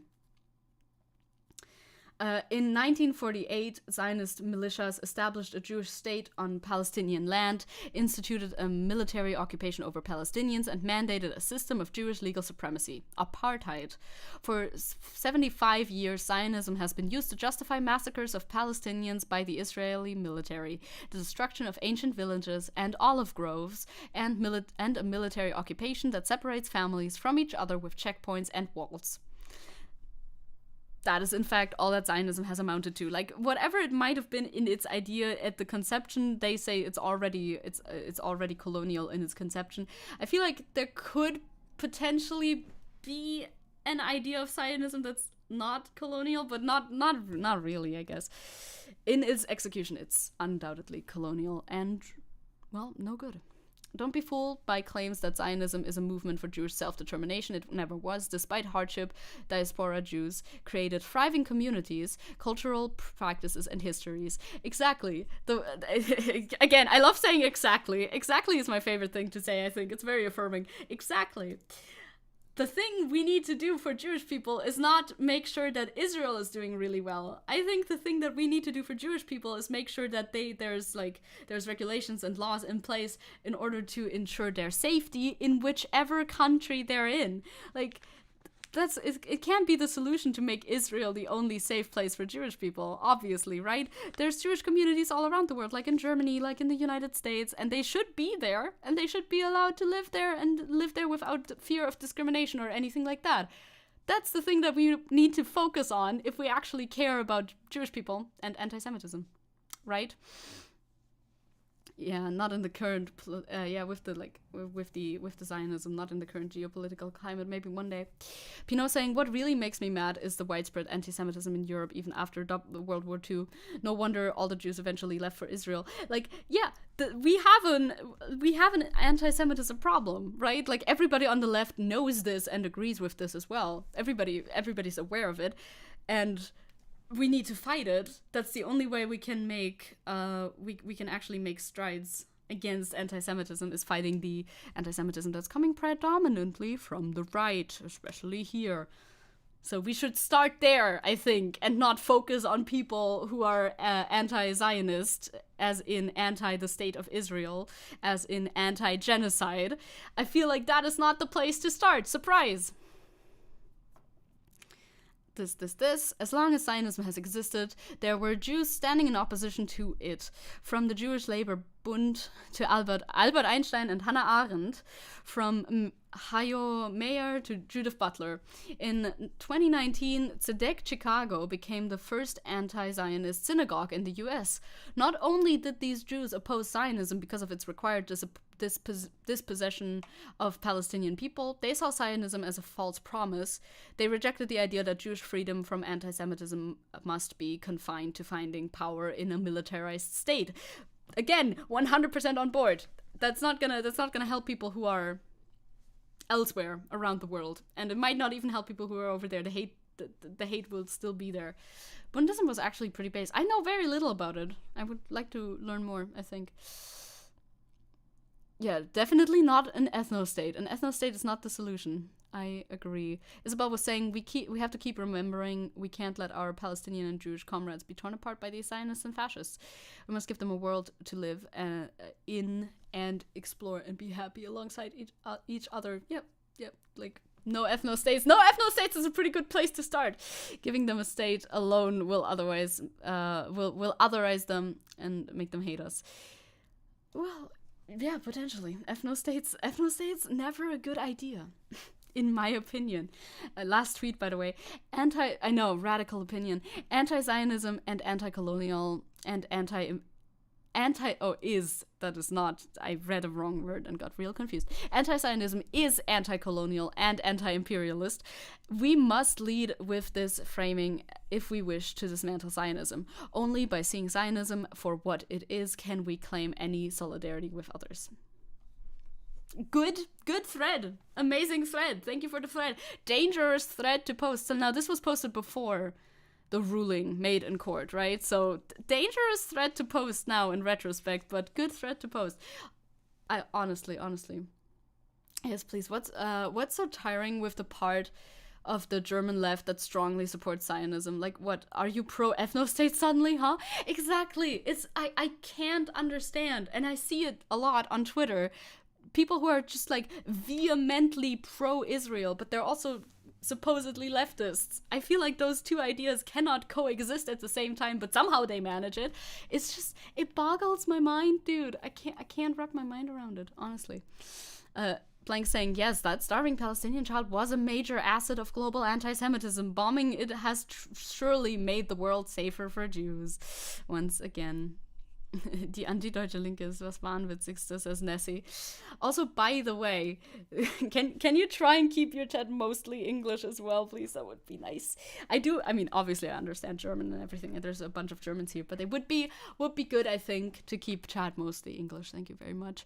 Thank you very much. We have some new stuff, mostly in solidarity. Mostly this is part of the solidarity segment.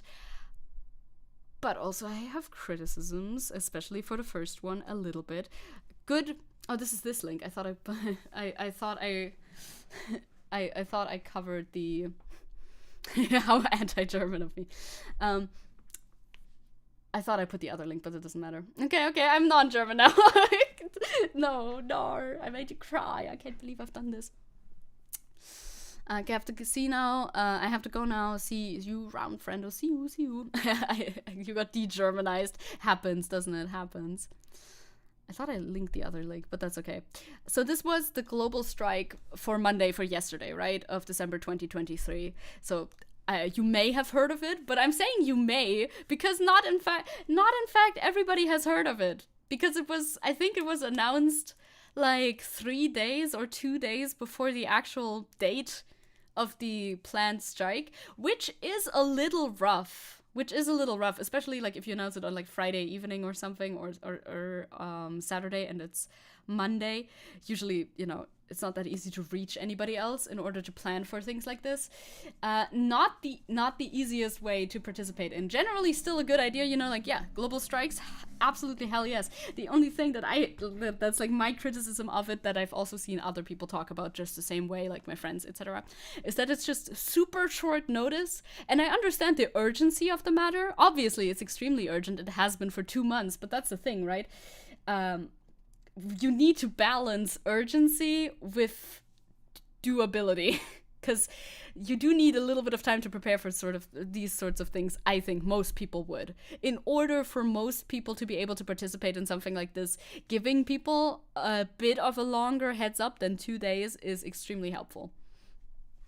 Yeah, exactly. Like Victor as well. I'll say I don't think anyone within my circle here had heard about it. Yeah, first of all, for the news to spread, right? Like, Tenchi's shouting it from the rooftops, but nobody understands him, so it's tough. Only the dogs do, and they don't even work to begin with, so, Just went to look at him. Yeah, whatever it is, I can guarantee I have not heard of it. Same. Well, not same. I did hear of it, but my friend, who is also a leftist and pretty informed, had also not heard of it on Monday and was like in uni and stuff and just didn't know because the news had not spread, because it was like it was only 2 days old, this post. So if it can't even reach people, let alone give people the time to prepare for what they need to prepare for, going out of work for a day. Jesus, Tenchi, I really wonder what the fuck is going on today. Then it's not going to be very effective. You're just setting your strike up for failure if you don't give any time for people to prepare for it or even hear about it. The dogs are going on strike. No more walkies. Oh, today's strike again, and barely anyone knows. I didn't even know that. Cloud just told me in YouTube chat. Apparently today is strike again. I was not aware of that. didn't hear about it. Oh my god, I'm gonna fucking kill somebody. I'm gonna...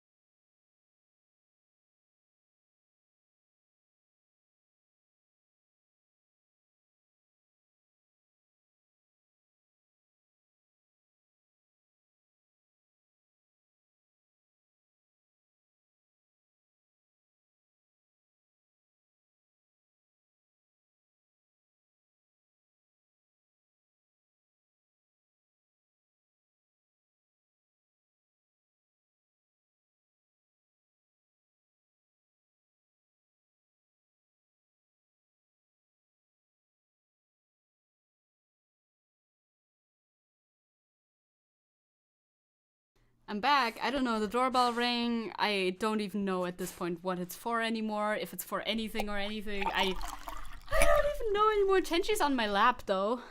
So that's something. That is, I mean, it's certainly something. Tenji. Well, hi, baby. You can hear him. He's breathing heavily. You're on my lap now because you're in baby jail. You are in baby jail. You did too many crimes. You're in baby jail. I don't even know what the door was for. Like, there was nobody on the other end because I took too long. Thank you. I'll get some water. It's so fucking... It's so annoying. It's such an annoying day today. Holy shit.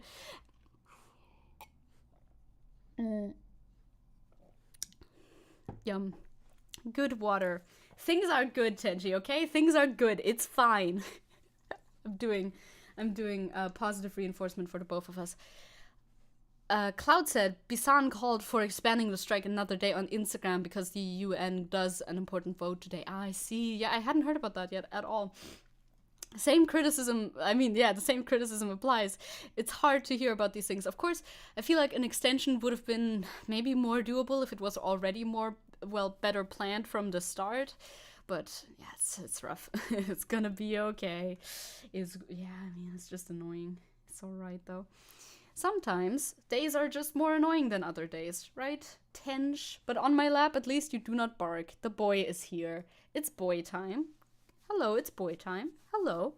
So yeah, these were the instructions. Generally, like don't make any purchases, like any purchases. Don't use your bank account. Don't make any transactions. Don't leave your house. I didn't hear before, by the way. Don't leave your house is interesting. Is that a quick question? I'm uninformed. Is that a normal thing for strikes? Is don't leave your house?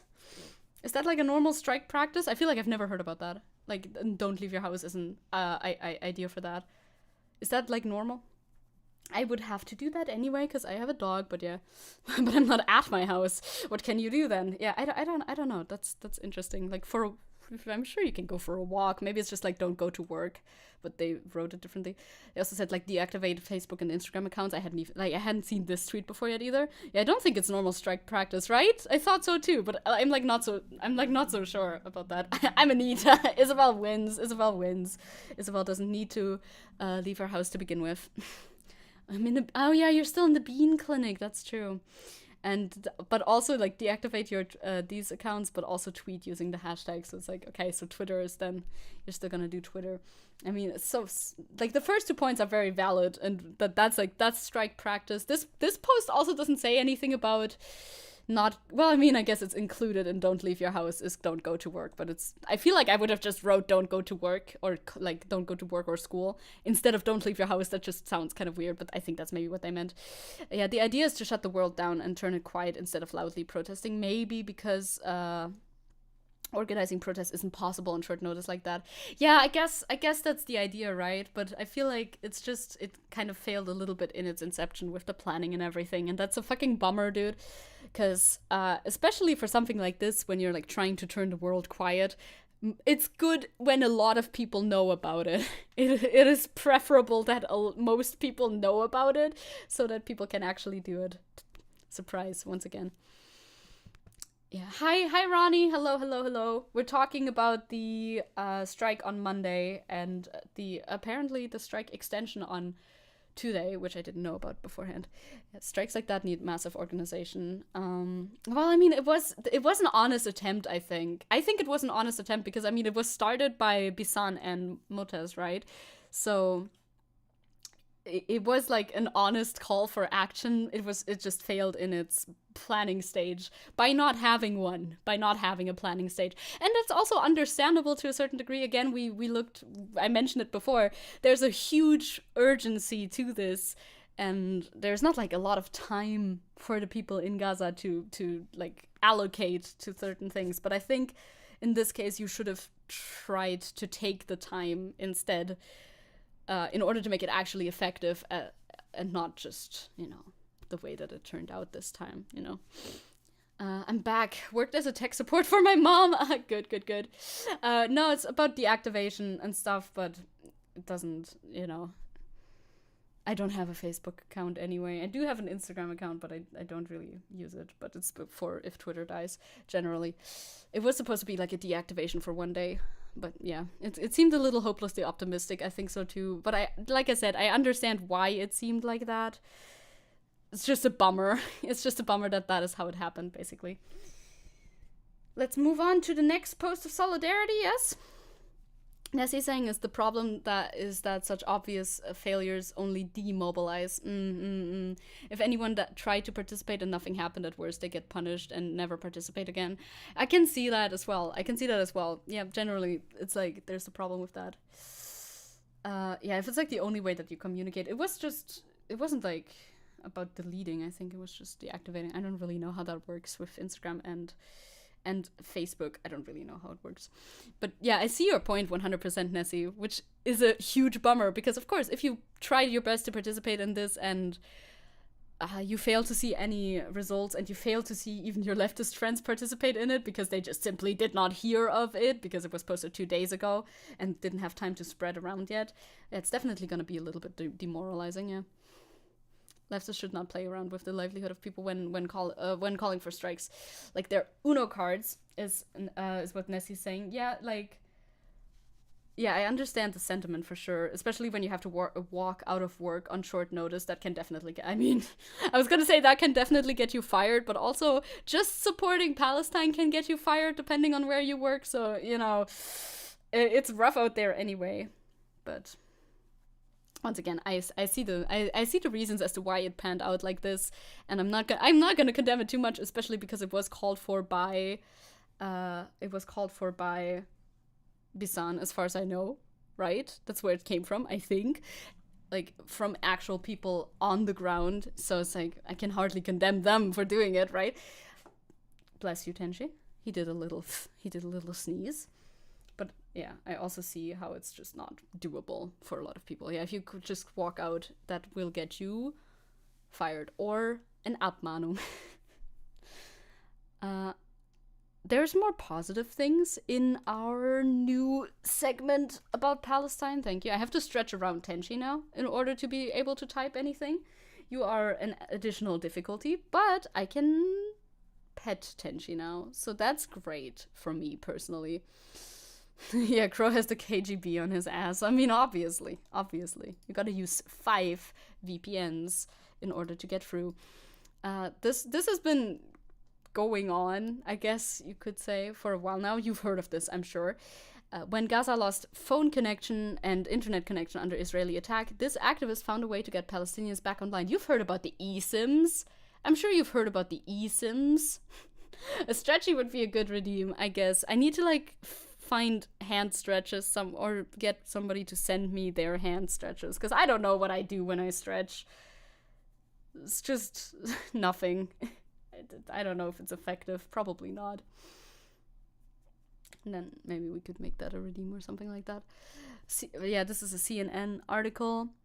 Mirna El Helbawi sits on a Cairo rooftop, her face illuminated by the moonlight and a phone in her hands as she texts a terrified father whose wife and children are trapped in Gaza. do push-ups for 1,000 points. Oh, I thought you said 1,000 push-ups. I was like, that would take a long time. Again, I think it's stupid to have a push-up routine when you're a VTuber because it's, I don't know, if I feel like it just feels dumb to me. I don't know. I don't want a single thing from this world right now, he writes to her in Arabic, except to be able to talk to them, even if it's just for one last time. Let me tell them goodbye. We're back in Serious Town for real now. I mean, when are we not when we're covering Gaza, but you know what I mean. Yeah, the eSIMs were really nice from what I've heard. Yeah, that's like the most actionable support that you can give to Gaza directly. Like money doesn't really do anything at the moment still, because you know aid is not getting in the way that it's supposed to, but this seems to actually work.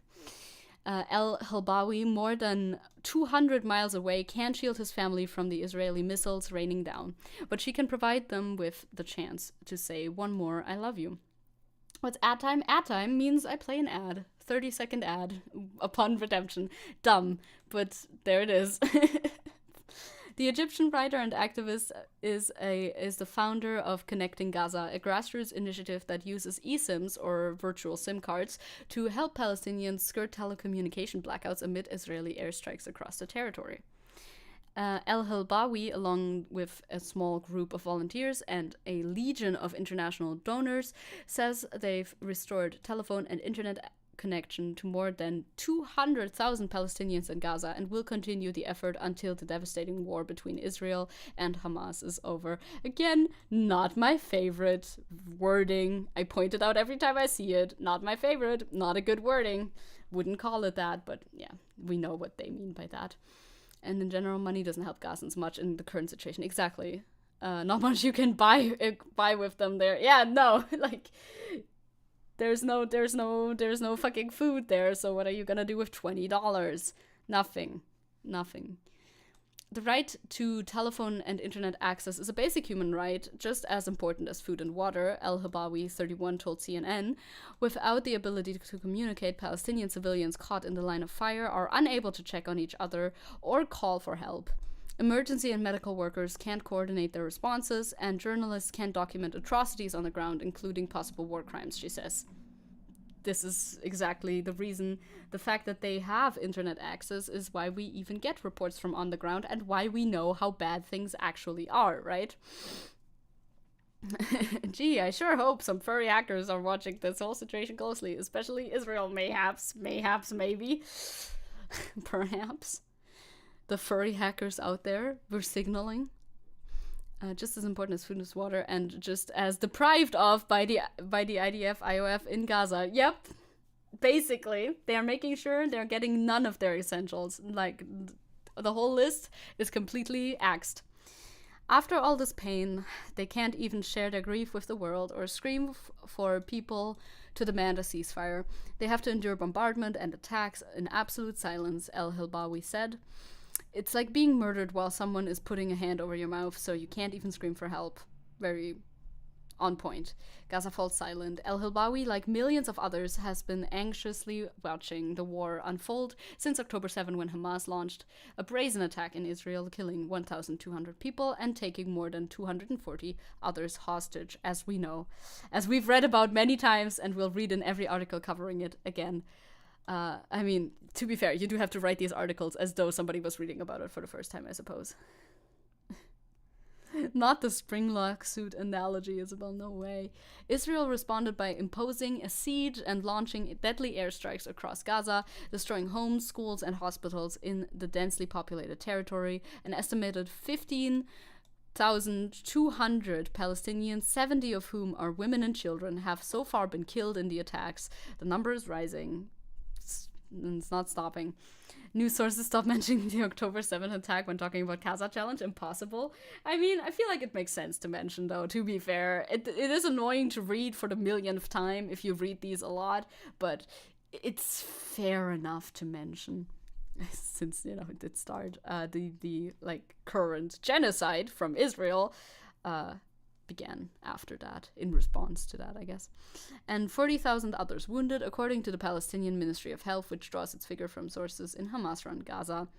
Almost immediately, telecommunication services experienced disruptions. Israel cut electricity to the territory, and service providers said the bombardment destroyed vital network infrastructure. End of sentence. Some Palestinians were still able to make telephone calls and access the internet, but connection was pretty spotty. Obviously, if like more than half of your buildings are destroyed, connection is going to be a little spotty. Yes. Yes. For weeks, El Helbawi followed the news closely. Images and videos posted on social media broke her heart. Entire neighborhoods reduced to rubble, doctors struggling to treat patients without medicine, parents mourning the deaths of their children. Then, on October 27th, as Israel prepared to expand its ground operations, Gaza fell silent, which they've done multiple times since then, right? We regret to announce a complete disruption of all communication and internet services with the Gaza Strip in light of the ongoing aggression. Paltel, the leading telecommunications company in the Palestinian territory, said in a statement, "It was the first of several blackouts to strike Gaza." That's more like, how dare you mention FNAF exist? I do not wish to be reminded of FNAF. Yeah, they have no homes to come back to. We've talked about this multiple times at length as well. And we've seen Bisan talk about this multiple times as well. Where are they going to go back to after this is over? If there isn't over, there's nothing to go back to. Fearful that a blackout could provide cover for war crimes, El Helbawi became consumed with finding a solution. At first, she joined others on social media platform X, calling for Elon Musk to deliver his Starlink satellite internet services to Gaza, and was excited when Musk said he would, but when talks on those plans stalled, El Helbawi decided to try something else. Yeah, Musk then turned around completely and became a Netanyahu sympathizer instead for some reason, because bro has no thoughts of himself. He just, I guess, starts agreeing with whoever is the most persuasive, right? Yeah, even if we win, the scars will remain. Jesus, sorry. Tenji is wrecking the space. Happens. The scar that will remain will cover the bodies for decades to come, and the mind. Elon must cover up his Nazi posting with Netanyahu pictures. Yeah, it's very contradictory is the thing, right? Like, I don't know what the fuck Elon's policies are at this point anymore. Like, I guess it kind of goes hand in hand if we're just talking Netanyahu, but still, it's a little internally inconsistent. Musk quickly realized that doing so would be based, something he could not allow. Basically, yeah, Musk is just a fucking monster. Even the Starlink he provided to Ukraine, he later took back and used to fuck over Ukrainians. Yeah, he also, like, he used it in order to do his own military strategizing, which, like, you're a guy. You're just a guy. You're not supposed to be doing this. He's just with the people with the most power. Yeah, I guess that's a good way to point to his, like, actual allegiances. Whoever's in power right now. Yeah, that's the one. At the suggestion of a social media follower, she purchased an eSIM with roaming service and had a friend try to connect to a foreign network. To her surprise, it worked. I felt in my whole body the moment we realized there was hope. Even if it was very small hope, we found a solution, El Helbawi said.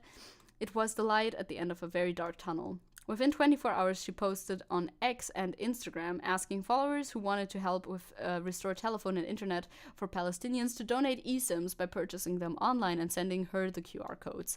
El Helbawi felt confident she could find people in Gaza with service to distribute the eSIMs throughout the territory. Which she did, because I think we've seen this we've seen examples of this quite a few times. There's also a website and some statistics coming up later.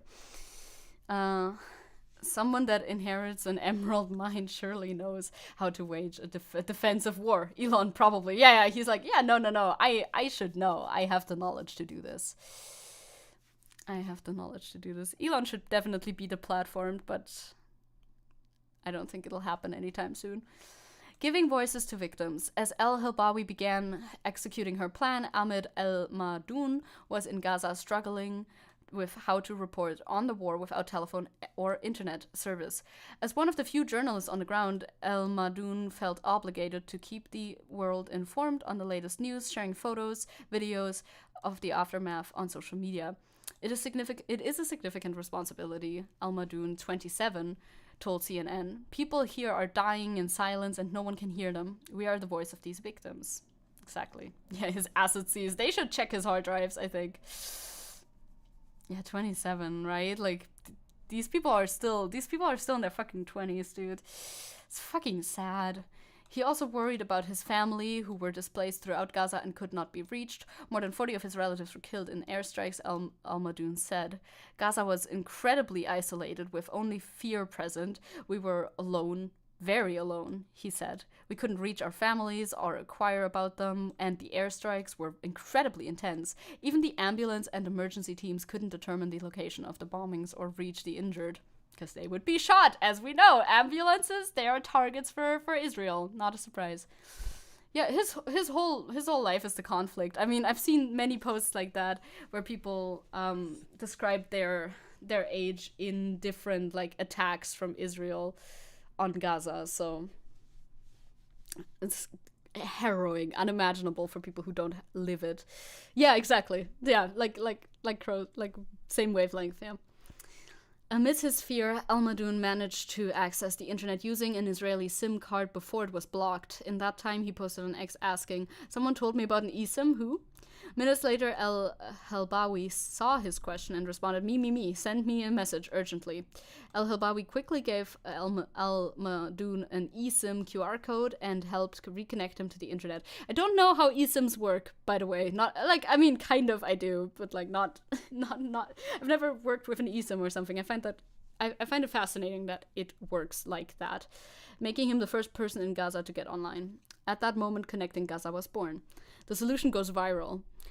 I just want to read most of this. Maybe we'll stop after this section and then look at some of the statistics and the actual website. I want to link you that as well. News of the initiative quickly spread on social media, with concerned people from all over the world buying and donating eSIMs. Donors have sent QR codes from as far as the United States, Switzerland, Pakistan, and the Netherlands. Let's go, Switzerland! I don't know why I wanted to shout out Switzerland specifically. Netherlands I could have also shouted out. They're both very close to Germany. Mm-hmm. Yeah, it's some dark magic wizard shit. It must be, right? Technology. How does it work? El-Helbawi says most buy them on mobile apps like Simly and Iralo, which allow donors to see when the eSIM are activated and top them off when funds run low. Graham Bradley, a donor from Scotland, says he was drawn to the initiative because it's an easy way to have a big impact on a conflict where so many lives are at stake. It's horrific to see the level of destruction and death inflicted on innocent civilians living in an occupied territory with no way to go, Bradley, 38, told CNN. There's no escape for them. By helping Palestinians tell their stories, he hopes they'll be able to turn public opinion and pressure the world leaders to call for a ceasefire, which, as we are hopeful, is slowly happening. But not everyone who gets an eSIM lives long enough to tell their story, which is a sad reality of the matter. I think you can view eSIMs as kind of like emulators for SIM cards. Yeah, that's so interesting, right? That's so interesting, actually, that it works like that, that an emulator itself can still provide you service. Isabel saying, you have no idea the things I want to do to the people responsible for all this.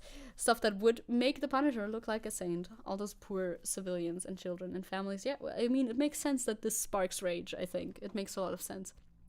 It's an incredible injustice. Something like that would always spark rage. Little Tenchi on my lap is just looking out the window like a little forlorn little guy. I said little 50 times in the sentence, but he's incredibly little, so it is correct. I used to think evil wasn't this big. Oh, I was naive, but there's still heroes in us all. Well, at least there's still hope in you. That's good to know. Tenchi, can you move your little head maybe a tiny bit so I can read the article? That would be huge, I think. You mean forlorn? Yeah, that's what I said, I thought. I thought that's what I said, but maybe I didn't. Tenchi, you're messing up face recognition for tracking, you know? And also I can't read anything. Help. Noah oh, I understood forlorn. No, I wanted that was the word that was in my mind. It was just pronounced badly, sorry. Noah El Komi forlorn, Lamal. Noah El Komi, a 25-year-old donor from Egypt, says she excitedly watched on her app as a Palestinian activated an eSIM. She donated, but when it fell inactive, her heart sank.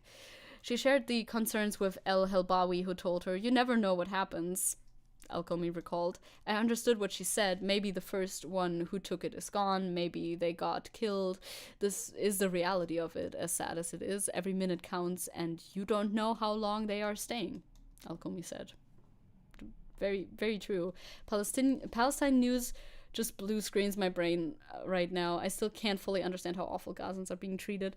Yeah, it's like we always come back to saying, like we always circle back around to saying, it's an unimaginable horror that's going on in Gaza at the moment. That is still going on after 2 months. An eSIM can only be activated once, and it can go inactive depending on where in Gaza the person is trying to connect. If they move to an area with weaker signal, the eSIM might not work.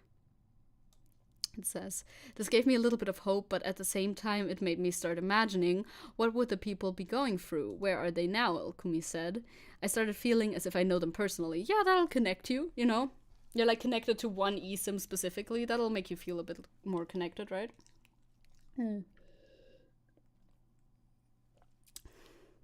The first eSIM she donated eventually lost a signal altogether, El Kumi says, but she won't stop giving more. Days later, tears streamed from El Kumi's eyes as she saw her second eSIM got online and connected to another person in Gaza. I will say that regardless of what stops in front of them, they, Palestinians, find a way to go around it or climb on top of it or break through it and continue thriving. And this is what they want to show the world, El Kumi said. A very positive outlook, which I feel like we shouldn't underestimate, you know, we should mention. It should be mentioned. Positivity must be included in these segments, because otherwise it'll lead to doomerism, which we wish to avoid. The blackout was, yes, some darkness, but there's always going to be light shining through the darkness. Positive outlook, which I guess you have to have. You have to have a little bit of a positive outlook in this situation, even though it's hard to find one, because otherwise, where are you going to go from there, right? Crow saying, "You feel the person on the other side of the world you've helped going offline and never coming back." Yeah, right? Right?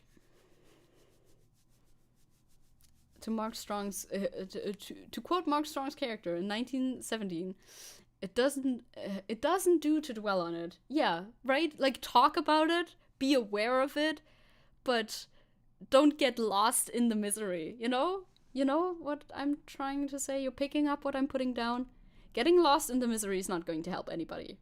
Being aware is going to help, and talking about it is going to help, and finding ways of sending actual aid is going to help, but yeah, do not get lost in the misery. Let it motivate you, exactly, not stop you from doing anything. You gotta find that line. You gotta find that line for yourself.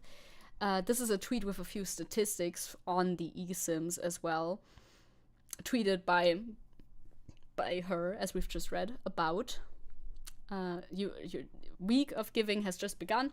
Your generosity has made us connect over 200,000 people in Gaza with internet, but we also want to make sure they're all well fed and getting needed medications and feeling warm in winter. As we know, winter is also coming. We are proudly announcing our biggest humanitarian aid collaboration. So, you know, the website is now collaborating with humanitarian aid groups, which is great to see. To send aid, several trucks to Gaza. So they're trying again to get aid into the country. You know, maybe it'll be possible this time. I hope. I want to post a link. I think it's right there. Gaza Sims. There you go. Give me link. I can do it already, you know. I wanted to do that next.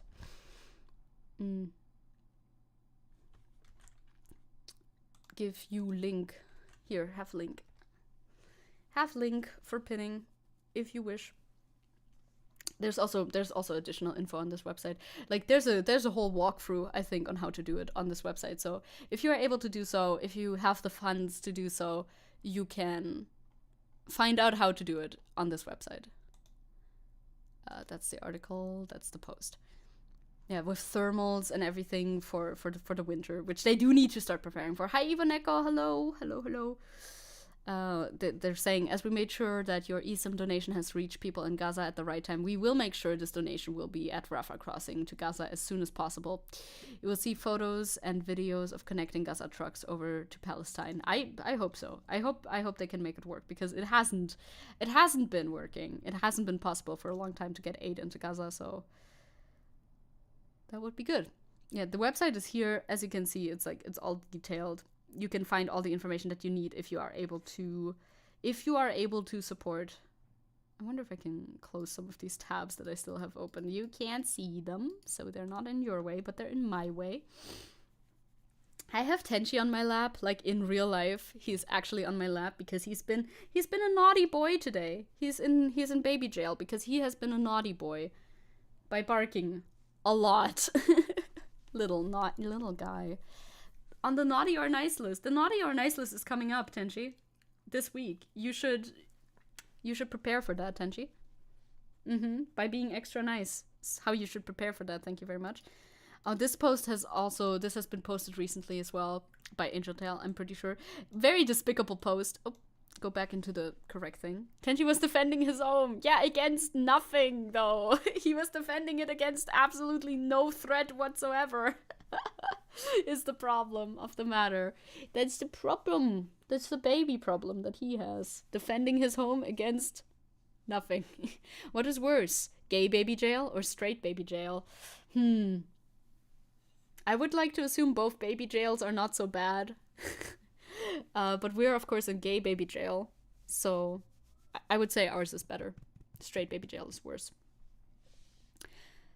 Don't let the horse blind you. The horse. God, I can't talk. Blind you to the good that you can do. There's still much we can do. I think so too. Yes. I believe. This interview, however, is just a bummer because it's fucking lies and it's incredibly horrifying. Is horrifying a good word for this? Maybe. The caption reads, Mark Regev makes a joke of stripping detained Palestinian men. Can you hear the anti-Semitism? Can you hear the anti-Semitism screams if this was the other way around? Well, 100%. Blindfold, stripped to their underwear. And we believe now, at least some of that filmed by IDF members. What was the purpose of the exercise that was going on at that point in that part of Gaza? First of all, remember it's the Middle East and it's warmer here, and especially during the day when it's sunny, it's to be asked to take off your shirt. It might not be pleasant, but it's not the end of the world. Showing dozens of men. Insanely insensitive, insanely dumb, first of all, like as if that is the justification for the matter, and extremely insensitive. God, like they don't give a single shit. Like what the fuck? Like wie bitte? Like bro, you can't just say it's fucking warm in the Middle East and call it at that. Like that's not an explanation for anything, bro. You're doing humiliation rituals on your fucking prisoners, dude. That is not, oh, it's a little warm, so it's fine. It's enraging. Also, I like Void's post saying, Washism and be like, don't let the horse blind you. This is true. This is true. Yeah, the fascists will lie to our faces, of course. They will lie about anything they need to lie about in order to feel better about themselves, I suppose. Yeah, after the statement, people in Israel are not allowed a single jacket this winter, right? Like, it's the Middle East. It's warm. I don't think it's that drastically different in temperature. I don't know though. I'm Googling, but I'm Googling off screen in case it doesn't support my view. I mean, it's 21 degrees. I would like to have a shirt on when it's 21 degrees, personally. Personally, I would like to have a shirt on, but maybe that's just me. Also, I like Googling for Israel. It kind of depends, like, where in Israel specifically. 21 degrees is like, it's not 30 degrees. But also, it's a humiliation ritual. It doesn't even matter to begin with. This is obviously not the point. Israel in Europe, as we all know, of course. Don't worry, this war crime is not as bad as you think. Look at the weather. It's basically, right? Like, it's completely besides the point anyway. Germany is in solidarity with that. Good to remind yourself, right? Good to remind yourself if you want to be mad about your government. Yeah, like, 21 degrees is not, like, warm. Also, hi, Duck Gunner. Like, it's not warm enough to take your fucking shirt off, I don't think. Besides the point, though, besides the point. I have something fun that I wish to show you. Our Palestine segment is depleted for today. Depleted is a weird way. I don't know why I use that word. Over for today, I think. I don't think any of the other things are connected directly. I have a fun video that I want to show you because especially because it's programming and I think some of you are interested in that. So, TikTok time. Here, let's be iPad kids and just watch TikTok. Why are all the programming languages English? Well, here's a few of my favorite non-English programming languages and what makes them so special and fun to think about. You ever think about that? First up, we have Alb or Qalb, depending on how you want to pronounce it. Alb is based specifically on the Levantine Arabic dialect, so the languages from this whole area. Now, semantically, Qalb is a pretty standard dialect of Lisp, but since it is based on an Arabic language, it's written from right to left, which that's kind of fun to think about, isn't it? Now, this was invented by an artist, Ramzi Nasser, so it comes together with this calligraphy series. Artist coding! It's artist coding time! Let's go! You know Lisp, of course you know Lisp. Illustrating various algorithms written in Qalb, which, how can you not love that? Next up, we got Lingua Romana per... Even I love that. Qalb. Qalb sounds weird. I don't know. Qalb. Sounds cool, right? I don't know shit about code. Well, I mean, I know basic HTML and CSS, but that's about it. And I know about which, as you might be able to guess by the name, is a Perl dialect written in classical Latin. Oh my god. Imagine you're coding in classical Latin. Holy shit. Oh, he's trying his hardest with the pronunciation. He's putting his everything into it. Oh yeah, he 100% is. He's trying. He's putting respect on the name. Or trying to do so anyway. Let's go. Coding in classical Latin for anybody? As an artist, I do not trust coding languages made by artists. I wouldn't trust it either. Imagine using it to build your website. I mean, maybe it works. Crazily enough, I don't know. This might actually be an upgrade over regular Perl. That is a low bar, but still. One of the things that makes Perligata so bizarre is that, like Latin, but unlike any programming language, it is highly inflectional. So all of your variables will be inflected. So if you have the variable next, you can say nextum, nexta, nextus, nexto, nextis, nextibus, nexti, nextorum, nextum. This is a great match for Perl. I absolutely hate that, by the way. Perl hate is based as well. Oh, is it? Is it? I see. Nope. Coding is already hard enough, right? This seems like you're just gonna make it more difficult for some reason. Yeah, don't look at my notifications on anything.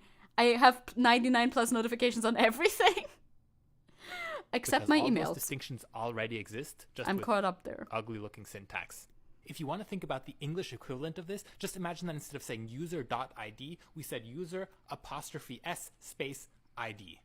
This is a clean, regular substitution, and as long as that rule is rigid, it makes it perfectly Throws fine hands as JavaScript. Let's read an algorithm written in Perligata. Maximum inquementum tum bigutum egresso scribe, meo maximo vestibulo perlingatum da duotum maximum conscribimenta mis listis. So we know this is obviously an automatic listing system. I have no idea what this is. Listis, blah, blah, blah. It's so poetic. The only downside is that you do have to use Roman numerals, which oh my god, is a bit of a turn. Not the Roman numerals. Not the Roman numerals. I can't. Okay, this I can't quite get behind. I wouldn't want to do this either, but I think it's funny to exist. You just don't like Perl, which is very fair, or you don't like highly inflectional synthetic languages, which also very fair. You might want to check out Vanyan language, no which way. is also based on a dead language, but from the opposite side of the Eurasian continent. No way. This time it's classical literary. Classical literary Chinese coding. Let's go. I love you guys going, no. You studied this. Ronnie studied this. Ronnie's having flashbacks, I'm sure. Chinese or Vanyan Van. And there's only one feature I really care about here, which is check out the syntax highlighting. God damn, is that gorgeous. Not a big fan of whitespace, though, which is historically accurate. Last, but certainly not well, least. He didn't have too much to say about that one for this one. Nice.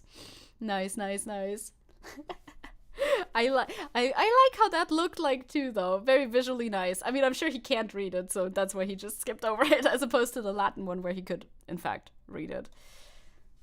Go ahead, little guy. Only non-English language to ever enter the top 10 back in 1967 is APL. APL stands for A Programming Language, and it's not based on English or any other human language. It's just this guy's conlang. This is about what an average APL program looks like. And oh, the pain! What the fuck? Are you sure it's English? Look at it! Is this English? Bro! This is misinfo, no mames. It looks like math. It looks like math. Maybe it's a different one or something. I don't fucking know. It's not old English. It's just numbers and symbols. I don't know. As you can see, there is not an English word. APL is basically mathematical notation, which is very English. Well, is it though? Does it use words though? In sight. Back when it was popular during the 60s and 70s, they had these special APL keyboards for entering all of those custom symbols. Why would you APL do was that? the first array programming language, so it saw a lot of success in the financial sector, and apparently is still used in some companies to this day. What the hell? Apparently, it also got pretty popular in the second and third world, where intelligent, mathematically inclined programmers thought it would be easier to learn all of these hieroglyphics than to learn to speak English. Good for them, I guess. Now, Good for them, I guess. Maybe it is for some people. I don't know. What if coding, but even more difficult? Imagine that. Imagine that. It's like the language dystopia story you're making. Let's absolutely go.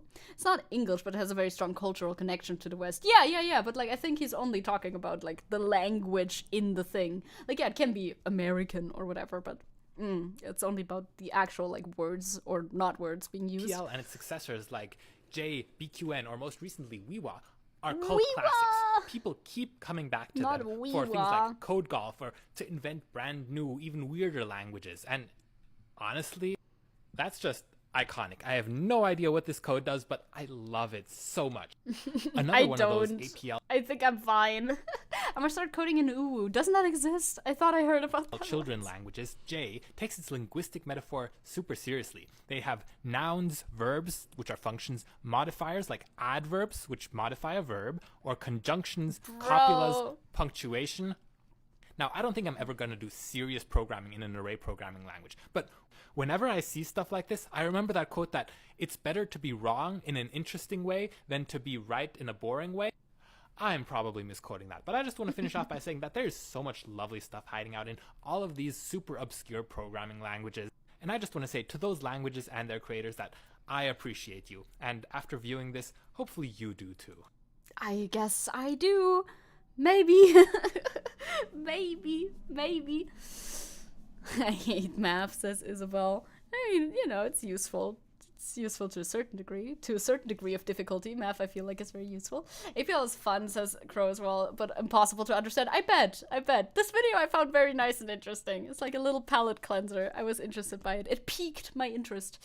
It requires you to input so many characters, which normal keyboards just do not have. Yeah, you need your APL keyboard in order to participate. Otherwise, you're gonna struggle. But you can make a Sudoku solver in like 7 lines of code. Well, now that's pretty good. That's pretty good. It's interesting, but damn. Makes you even sadder. Not a palate cleanser at all. I mean, it evoked a different emotion, but it was despair. The utter despair at code. This is Tenchi slaps, by the way. He's getting slaps because he likes it. He likes the little slaps. There you go. Oh, I put another one. I put the other German funny video. Oh, I know which video this is. I put another funny video here because I had 3 funny videos and I didn't know where to put them. So there we go. I mean, this could be autism memes. You never know, but it's extremely German, so there's that. Hey, please, wait a second. German priest raps from the altar as restrictions on Latin mass continue.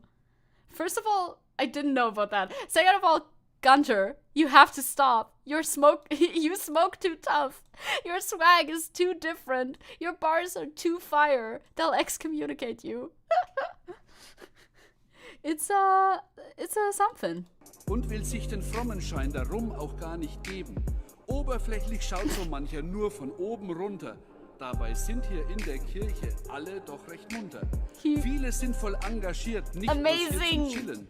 Statt Bling Bling lebt mancher seinen Glauben mehr im Stillen. Doch heute wird es laut und dieser Beat verkündet allen. Gott verändert Leben und das soll ganz laut erschallen. The sunglasses! No way! He's going hard! Amen, brother! His rhymes are so bad. His rhymes are so great. I love them. Alle, die wir heute hier versammelt sind, dürfen uns verstehen als von Gott geliebtes Kind. Woo! Übersetzt auf Rappersprache, check es einfach aus. Der im Himmel oben ist für dich voll fett gut drauf. The fucking beat too. God, yeah, they cut him off. Yeah, it's obvious. It's probably better, honestly. They cut him off too. Holy shit. Oh shit, the Jesus rap 2.0. He's so right, besties. What the fuck did I just came back into? Well, what do you mean? This is always on the docket. This is me checking in into mass, which is of course delivered in the form of rap, obviously. In Rappersprache, in rap lingo, the guy upstairs is fucking is down for you criminally or something like that. Is this the Pope? They cut him off? No, he's not the Pope. He is not the Pope. He's just some guy. He's just a German priest. We don't even know his name. But there we go. With the Mesopotamia rap. Gotta get back to basics of rap, you know? Like making really bad rhymes and having a little stilted flow, you know? He has some stuff to work on, I think. I was just away for 15 minutes. Well, we derailed in those 15 minutes. We definitely derailed. We talked about coding languages too.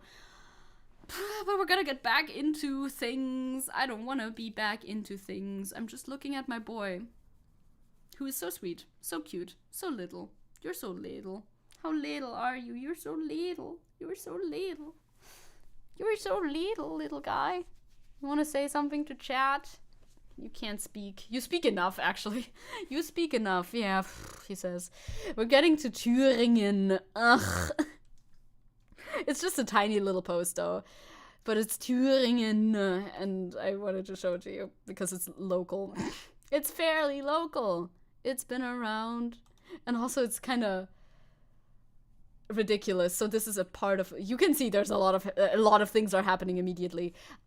This is a live stream that this person is screen recording, because there's fucking right-wing live streamers who just live stream demonstrations, which I have never understood the purpose of that, by the way. I find that insane. Like, why do you even do that?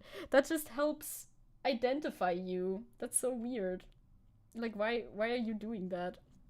I don't get it, but okay. Just give Thüringen to the Polish. It's a good idea. It's a good idea. But what do we do with Sachsen then? Nothing?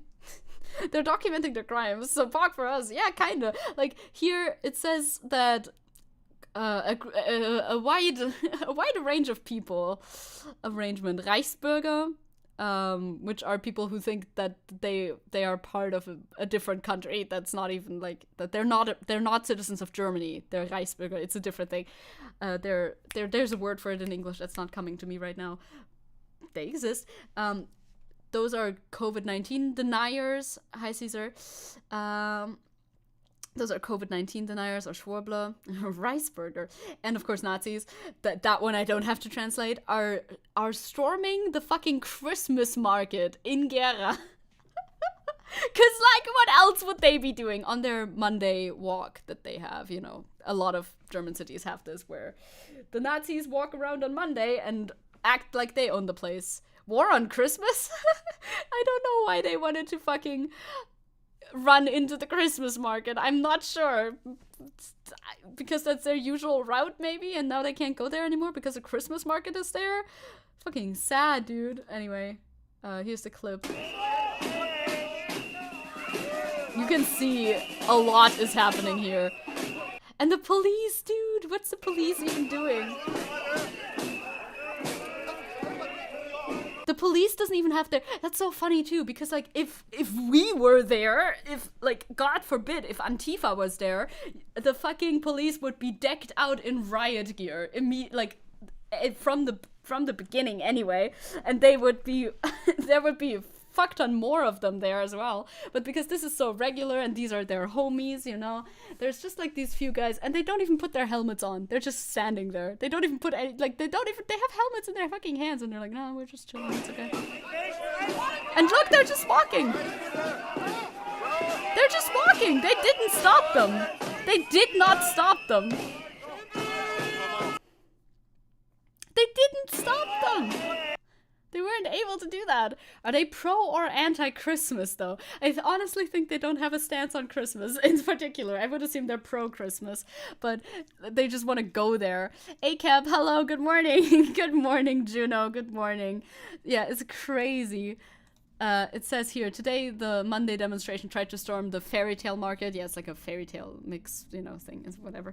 In Gera, these were whipped up by neo-Nazi Christian Klar, whom people know around Thüringen, who organized the unannounced meeting. Yeah, because obviously it's always just a little walk. They're always just going on little walks. They don't have to publicly announce it, but they do it every Monday at about the same time, so the police could almost start preparing for that a little bit better. So maybe, I mean, Jesus was a Jew, so maybe they do have a problem with it after all.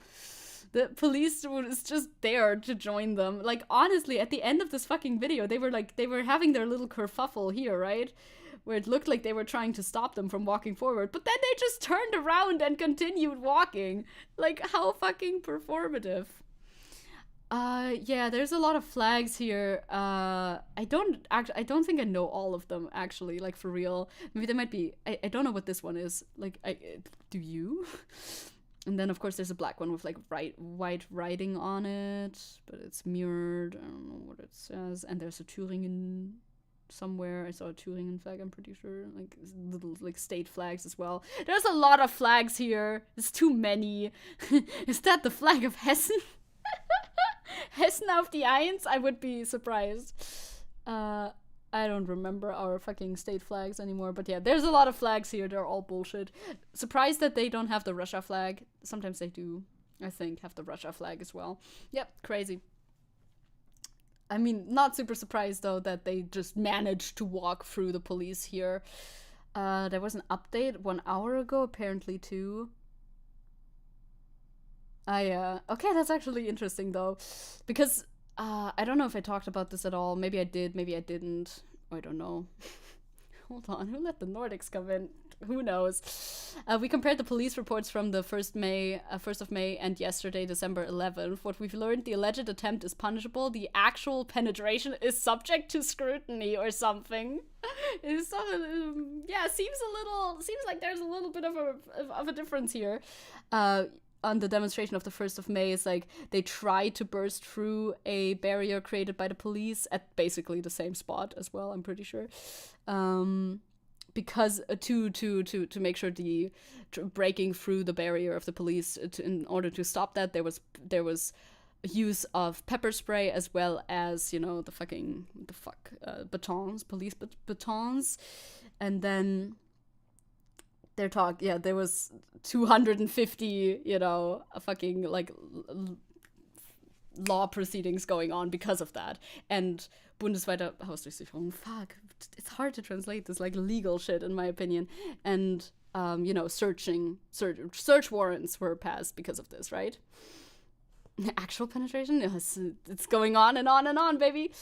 And here they're talking about it was supposed to be stopped by the police, but then they did in fact make sure that they were able to penetrate the police barrier easily. They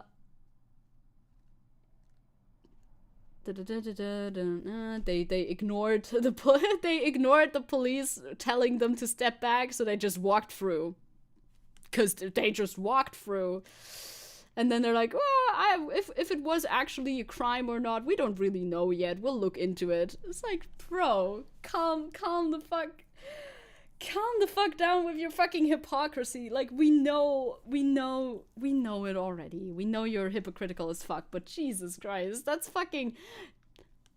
silly at this point. They're just letting them go wild for succeeding in what apparently the left was supposedly attempting to do at a protest, which, by the way, this one was fucking announced to the city as well, and this one's unannounced, so it's even worse. God, I fucking hate it. Isabel's advocating for more black and purple or black and blue flags. I would like more variety in flags as well, yeah. Is Zecke moving to Twitch? Yeah, I kind of am, yes. Slowly but surely. Yeah, while fucking suplexing climate protesters. Yeah, that as well. While fucking bodying and tackling and trying to inflict as much damage as possible onto peaceful climate protesters. If the literal Nazis want to go march into the Christmas market, then we may say, no, you guys, you shouldn't. But if they just ignore us, it's fine. Like, we'll walk with them anyway. We only did it for the optics anyway. We don't care whether they do or do not go. Fucking sad, dude. Not surprising, but sad nonetheless. Okay, we're gonna check. I wanna do mental health. I'm gonna do mental health. I am going to do mental health. This might be long, but I really wanted to talk about it. The Twitch thing is also interesting, but priority-wise, it's a little bit less. It has a bit less priority, I think. They could have at least had the decency to hide their hypocrisy, right? Like, at least a little bit, but no. They don't. Right, little Tenchi? You agree, right? Little Tenchi agrees, silently. He's trying to find the most comfortable sitting position in my lap. It's hard, I understand. Little guy. Thunberg stepping up into the Thunderdome. I wish it was just that. Yeah, what Angel Tail mentions. Yeah, true. That was mentioned a couple streams ago, many streams ago as well. Angel Tail mentioned something about streamers as frontline mental health workers, I think, which I found a very interesting idea, so let's talk about it. Anyone able to afford another Tenchi pick? Those definitely work because they're not automated, so that's nice. I wonder if the site is back up, but it's fine. This is a video game article, obviously. PAX East 2021. So this is, this is like older, but that was what we were talking about. You did have time for ad time. Let's go ad time. No stalling, just ad time. Boop, boop. Local Zecke does a mental health. We've all been waiting for this one, surely. We've been at the edge of our seats for this one. It's ad time. I should have done a little bit of like a preamble, maybe. I just wanted to make sure the ad gets in there quickly, but no. Maybe I should have told people that they should subscribe in order to avoid the ad, which they can do. Me, but I'm being a Scrooge. I love being Scrooge. I keep all of my channel points for myself all the time. Tomorrow I'll get myself the gift of Tenchi. Subs start being less expensive tomorrow for a little while. Ooh. Tomorrow less money. Tomorrow less money. Tomorrow subs cost less money. Hell yeah, let's go. Tomorrow is a special day. I didn't do an ad transition. There is no ad transition. I'm hissing at you. I am hissing at you. Yeah, the website scammed you. It's a fucking bummer, dude. That's the thing. Kissy for Tenchi? Kissy for Tenchi. Boo, boo, boo, boo, boo. He's so cute right now. He's such a little guy. Okay, Tenchi, I need to read my article. You're distracting me because you're being such a little guy. He looks so sad. He's like, I'm imprisoned. I am imprisoned.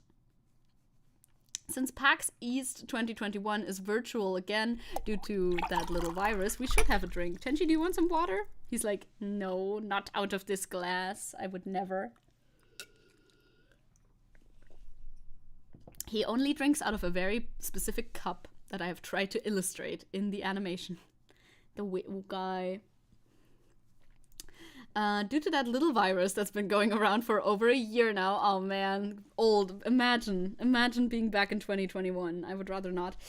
It should come to no surprise that it's been prompting topics in gaming spheres. In fact, take this. Take this as Dr. Kelly Dunlap, mental health streamer anxiety, and games and interactive media MF candidate Jocelyn Wagner worked on peer-reviewed research about mental health of streamers during COVID-19, and that was the subject of a panel this week at the convention. Oh, it's about the mental health of the streamers. Well, that's not... Yeah, I'm sure the mental health of the streamers is not great. I'm sure it's not. While there's a lot of research on stream users...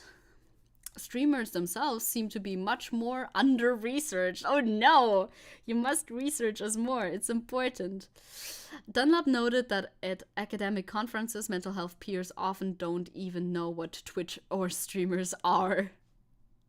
What is a streamer? That is very fair. What is a streamer? Well, it should come as no surprise as moral panic plagues games to this day. True. Have you heard about the GTA stuff? It's actually really funny, in my opinion, that GTA is once again extremely controversial. But in like the different crowd, I feel like the Republicans find it controversial now. Ronnie also saying, I've lost count to the streams I've watched that had to implement a no trauma dumping rule in chat. Yeah, that's true. That is very true. That is very true. That's a common problem for streamers, actually. New documentation. What is a streamer? Oh no. Oh no. The VTubing scene would not be what it is today without the pandemic. Yeah, 100%. It absolutely blew up during the pandemic. The fact that many people were turning to streamers during COVID rather than mental health professionals says something not only about the stigma of mental health, but about the accessibility of it. Despite the fact that 2 out of 3 of the presenters are in the mental health field, streamers are in general are not mental health professionals and should not be treated as such. Okay, good. I agree with that. I wasn't sure what this article was gonna say, to be honest, and also the argument itself that I like heard. God, I already forgot how it was presented in chat at the time, but it was like, it sounded almost as though they are, and I'm like, no, don't. Streamers are not your mental health experts. That is not a good idea to try and find mental health advice from streamers. I am in the mentally ill profession myself. handshake emoji with Ronnie. Yeah, it's like, yeah. But they were thrust into the role of first-line responders by their communities. I wonder actually how prevalent that was in like happening. Like, yeah, it happens every now and then, but this, I don't know. I guess it happened more during COVID, perhaps. That's fair. That is fair. Reference list. Before we get into the meat of things, I'd like to start out with some references recommended by the speaker that people can use if they are going through a mental health crisis. That's good. I'll skip that. You know, you can see it. It's fine. But we're not here for that at the moment. We're not here for that. Hey, you showered. Let's go. The depression is slowly coming off of you. Nice. That's nice. Remember, even if streamers are licensed therapists, they're not your therapist. This is true. It's best for you that you start with some of the above resources and find personal help through a professional, even though that's extremely hard to do. We know that, but you know, there's resources out there. Through personal experience, I know that some people may qualify for free help through their work or healthcare provider. I mean, in Germany, yes, for instance. If you're European, yes, for sure, but apparently also in America sometimes. Even if it's through service provided by the US Affordable Healthcare Act, the streamer, as therapist, but not really, issue was in fact the crux of the research issue. Yeah. Like, this is not about the actual thing. Me, literally in a mental health clinic right now. So true. If it isn't Chewbacca Chewsday, well, I don't think it is, because I think we rarely talk about Chewbacca. Truly. It's a rare occasion, I feel. One thing that continually came up during the team's research was that streamers' experiences being thrust into the position of therapist. Starting from 62 candidates whittled down to 19 participants, the streamers, all with at least 1 year of experience prior to COVID, had all experienced with community members publicly or privately revealing mental health crises to them. Yeah. Yeah, I guess that does happen like all the time, doesn't it? That does happen all the time. That's true. This is neither new nor COVID specific. The team found evidence of people using internet personalities as replacements for mental health workers as early as the internet broadcasting of the 1990s. No mames. But COVID seems to have made it occur more often. As one streamer told the researchers, there were always community members who would need some extra attention, but suddenly it was everyone, including the streamers. Well, yeah, during COVID that would make a lot of sense, I think. That would make a lot of sense, I think. It's VTubing Chewsday, but I do that every day. Since the 90s is crazy, isn't it? While Dunlap is a trained professional, she is not the norm. Most streamers are obviously entertainers. One big no-no that a professional clinician abides by is not trying to treat patients with issues they themselves are getting help with. Yeah, I guess that makes sense. You are gonna be biased, but also this is a therapist point of view or whatever, clinician point of view, but if you're just people, then it makes sense to talk to people who have the same issues that you have, I think. But of course, their advice is different than an actual clinician's advice. But streamers suffer from their own anxiety and depression were offering at least an ear, if not actual advice to their communities. Dunlap noted that she felt perfectly comfortable describing many streamers as frontline mental health responders. I feel like it can happen that they take on this role, but it shouldn't. I feel like it shouldn't happen that this role is assumed by streamers, no? Because the next line literally says, despite streamers' lack of training and potential to give out bad advice, as their actions in a time of crises and their emotional impact of said crises matched those of a trained professional in similar situations. I see. I feel like it can definitely happen that a streamer, any streamer is put into this situation and acts in that sort of way, but I feel like it shouldn't. Yeah. Yeah, clinicians are under way more responsibility, 100%. I understand people turning to their friends for mental health help. Yeah, 100%. I don't think anybody is like arguing against that in any way whatsoever. Yeah, but going to a streamer is a whole different thing. Especially, yes. yes. I agree. Yeah, it's the parasocial aspect for sure, right? Must be. To note, the streamers didn't do this as a kind of self-promotion. Indeed, streamers often indicate that even when they noticed they were suffering from mental health issues themselves, they'd feel guilty about wanting to take a break or not wanting to get involved in someone else's problems. I guess that's people. That's people for you, isn't it? Yeah, the dynamics are way different for sure. The dynamics are way different. I'm looking at my little guy. Little guy on lap is helping as well. So real. So same. So real, so same. Oh, Juno. Oh, no. Yes, Crow? Yes, what did you remember? Also, of course, if you have something to watch. Shut up, Crow. Shut up, Crow. Shut up. Silence! I should ban you. Silence. Be banned. I don't think I can. I mean, I think I could, but I'm not gonna actually do that. Zecke. Sorry, I was petting the tench. Zecke, for that you could hop back into chat. Of course you do. Of course you do.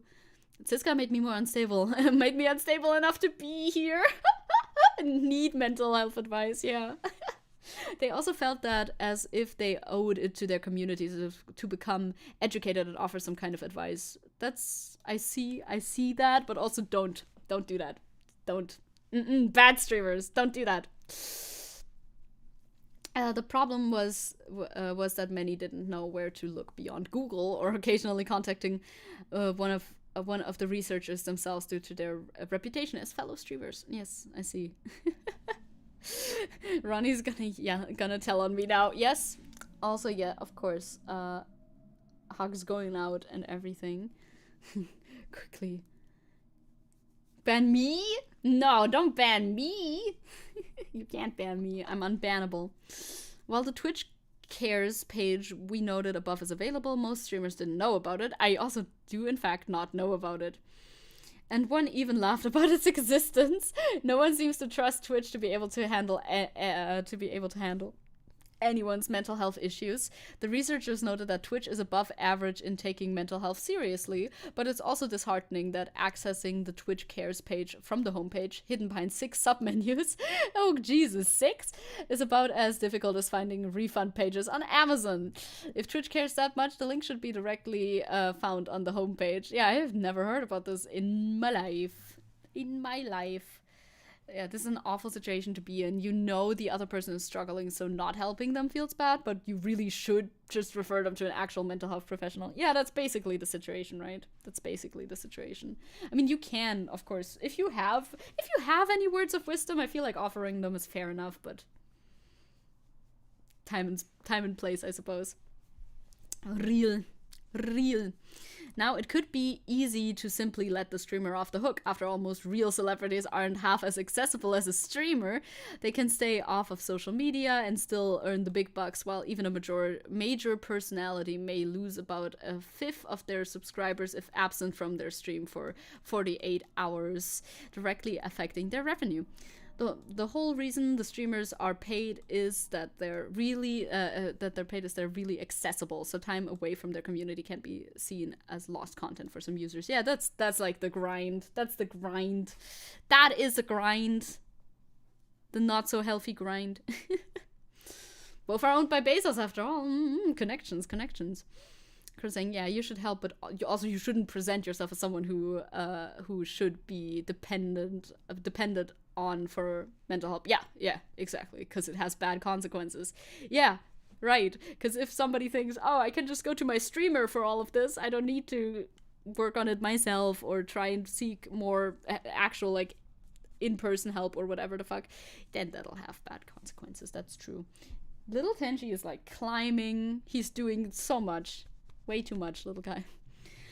Worse, though, is that the accessibility to one's favorite streamer is wholly unique compared to most other celebrities, feeling more akin to traditional Japanese geisha. Jesus Christ, really? What a like comparison.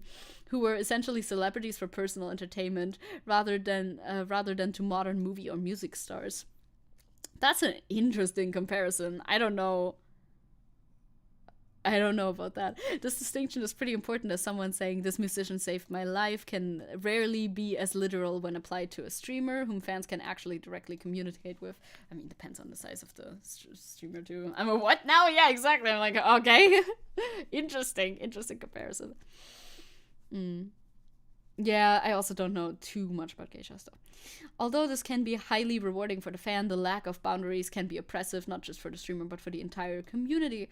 One interviewed streamer noted that streaming was a way to de-stress as well. I guess it can be. I guess it could be, potentially.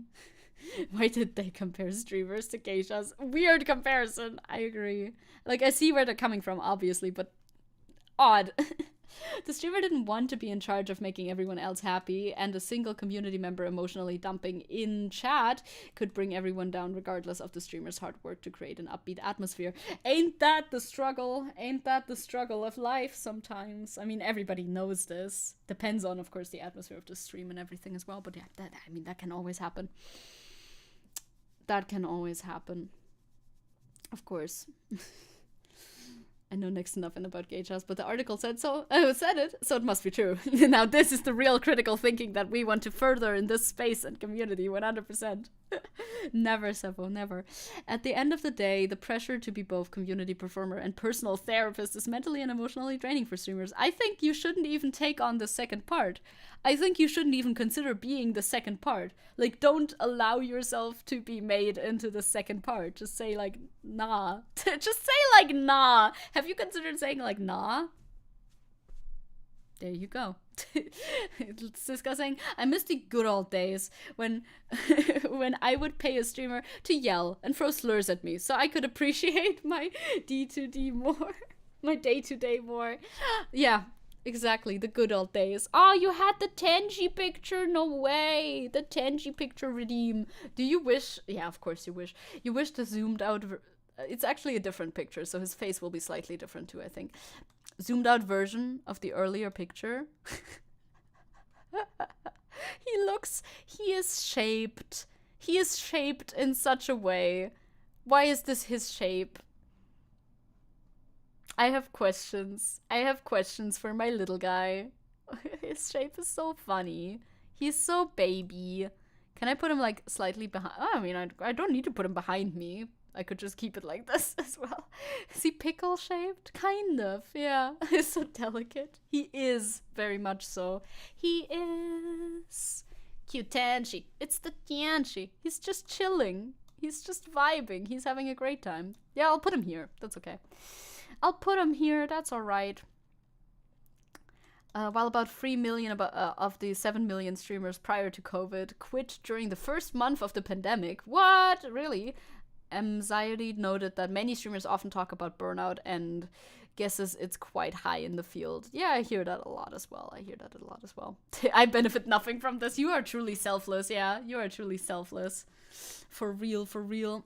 Boop, boop. The tension is on screen, Siska. It's true, but Siska does not like the tension on screen, I think. A selfless act for the community. Oh, screen froze for me. Oh no, what? You gotta refresh it. I didn't see. I mean, I can't see, of course. The lack of training and support while simply trying to be an entertaining personality certainly has worn down many streamers during the past year. Happens for sure. God, okay, that's like the last part of this.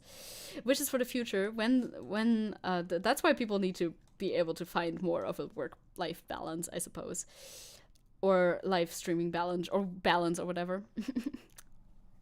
For me, mobile streams have never frozen before.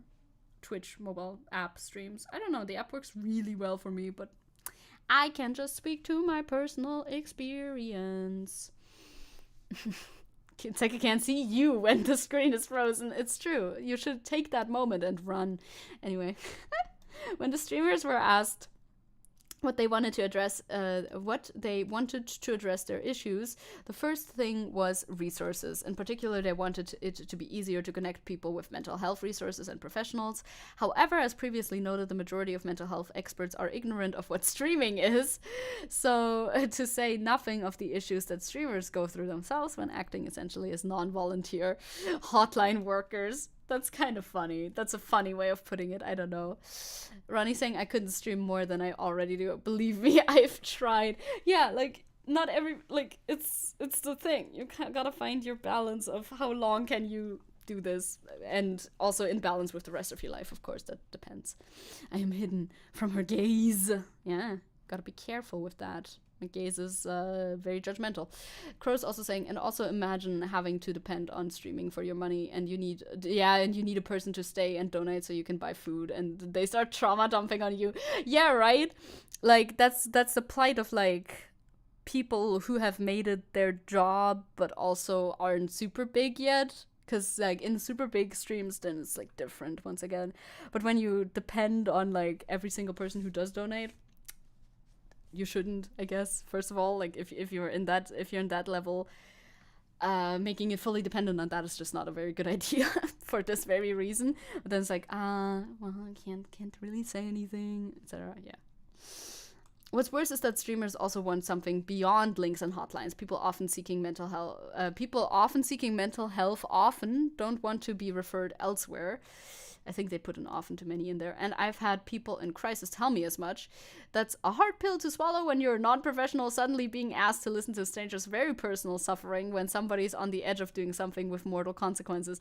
They shouldn't tell that to their streamer. Like, I feel like at that point you really have to just put your boundaries down and say like, hey bro, my brother in Christ, this is not the place. I'm sorry, I guess. I don't know. I never tried myself. Oh, the Twitch app heats up your phone? No way, Joester. What the fuck? That's so weird. Crow saying, in my experience, hotlines are no good for a source for mental help. I have no idea. I've never tried them out. We're raw dogging mental health over here. As in never seeing professionals about anything. I remember trying to reach a hotline and I had to spend like an hour just finding one that would answer. Rough. Not even talking about one that would help, let alone answer, huh? God, it's a rough state everywhere. It's like a rough state on every level, huh? I'm not sure exactly what these people or the streamers expect, given that mental health is more than simply vomiting up feelings and walking away. It's about looking at one's own habits and changing them. That being said, the researchers suggested something like psychological first aid training. While most streamers may not want to act as frontline paratherapists, those who truly care could potentially go through a course. I mean, I guess they could. I wouldn't. I wouldn't. So that in emergency situations, they can rely on some kind of training to get fans in crisis as well as themselves through some hard situations until trained professionals can step in. I feel like, I mean, if you want to do that, you can, of course. You can always do that. But expecting that level of training is weird, in my opinion. Yeah, we're raw dogging mental health. It's a good quote. It's a good quote. It's very true. The streamers and their communities are resilient. They do find ways to cope, from emotional dumping to in-game memorials. Oh, I think maybe I know what that's about. No, I don't know what that's about. This was written way before. We've all read about or participated in. However, many fans need to remember that their favorite streamers are not actually their friends, and certainly not their therapists, even if that's their profession. Yeah, even if they're therapists outside of streaming. Yeah, I guess. I'd much rather do paramedic or paramilitary training. Paramedic training sounds like, I mean, if you have a job, I think they make you do like paramedic training, no? I don't know. Some type of medical training in most jobs, I think. We previously talked about how MMOs may not be the biggest communities we often think of, but rather socially saturated environments where other people are more of an audience instead of partners. I'd argue that people who emotionally dump in that moment are thinking more of themselves than their communities, which is natural for someone in crisis. Yeah, sounds valid. Quote 19 is nice. Good quotes in the chat, for sure. I say this not to shame people, but to remind readers that using the above-mentioned resources should be the first path to restoring one's mental health to workable levels. I mean, yes, it's hard, huh? It's good to talk about things, but our friends and family aren't always equipped to deal with crisis. They may love and care about us, but even our fellow adults aren't always mentally mature, especially during a time where people around the world are having their mental health tested. This was COVID, and I mean, we're still feeling the effects of that, I think. And there's always something going on. Be proactive about your own mental health, and as much as you may love a streamer, their job isn't to save your life. That's on you and the people who actually train to help you with that. Very true. Use them and then return to your favorite streamers so you can enjoy them while they do the work they actually want to do, because you know what? That is how you can help save their lives. Oh my god. It's so sappy but true. Sappy but true. Yeah, also the struggle of just trying to find actual good mental health professionals. Yeah, like it's the whole field is fucked. The whole field is absolutely fucked, right? Like trying to find one to begin with is hard. Trying to find a good one is a whole like 7 levels of hard. It's way more levels of hard. I had experience with psychologists that were worse than talking to my friends. Some people who are in the profession of being psychologists are just actually bad at it. It's true. Hi Hoodie. We're gonna stop. We're gonna stop talking now. I really wanted to read the other article as well, but oh boy, I am feeling it. I am feeling it. The mental health pressure, the burnout. No, just physical. Let's get physical. I need to lay down for a moment. Quote 15 is pretty good too. Quote 15 is pretty nice. The Tenchi. And I need to get Tenchi off my lap. He wants to be freed. Maybe we can read the other article another time. This was a pretty good standalone article nonetheless, I think. I am too tired, too eepy. No mames, the eepiness. Being caught by the, oh no, Crow, your EP demons are coming over here. No way. How could this happen? Let the people go. Yeah, I want to let the Tenchi go.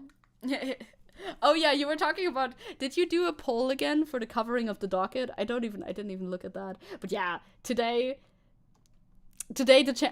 every day the chances of winning are pretty huge, I think. Let's go Gamba! Congratulations, gamblers. Congratulations to you. Choices for raids are Lunaria and a new suggested person. Rope phobic. Oh boy, what a username. Can I look that person up real quick? What a username that is. I'll look them up. I like to cover new people. Wait, we need that on Twitch. I myself too am in nap mode. Good call. You should do a little nap. That's you. I could have won so hard. Yeah, well, because you chose something that's very unlikely. Okay, what are we doing? I see a cat. There's a cat cam. That's nice. Oh, we're like writing a paper or something. Free Palestine, writing term paper, kitty treats with channel points. Ooh, that sounds nice. That sounds nice. Royale, yeah, Fortnite, we about to get down. Okay. Sounds chill, sounds good. I don't know how much chat interaction there will be in a stream like this, but that doesn't, you know, that's fine. Yeah, we can raid them, sure, why not? Sounds like a good plan, I think. Sounds like a good plan. You're just talking and oh, look, there's the kitty cat. Okay, yeah. Are we set up? Yes, no? Let's get set up. Victory Royale, yeah, Fortnite, we're about to get down. Now that's in my head. Man, I wonder how many points I got since nobody gambled against us. Should be a lot. I mean, if nobody gambled against, then it shouldn't be a lot, right? Just give the signal. The signal, go. do it. Signal. God, but I'm not gonna stick around in the stream for a very long time because I gotta go. I voted, yeah, you voted 10 points against. Low, have fun dividing my 10 points, right? That's how it works, I think, no? Oh boy. Well, let's write. Let's go. You voted 190. I don't know how Gamba works, actually. I don't know how Gamba works. You should rate on YouTube as well. Yeah, but who? Also, you can't. Moderators can't. Only I can do that. And it's like, it works weird. I don't know who's online, who's streaming. Juno is streaming. Let's go. Juno is streaming. Okay, I can do that. But we'll like be splitting up, but that's okay as well.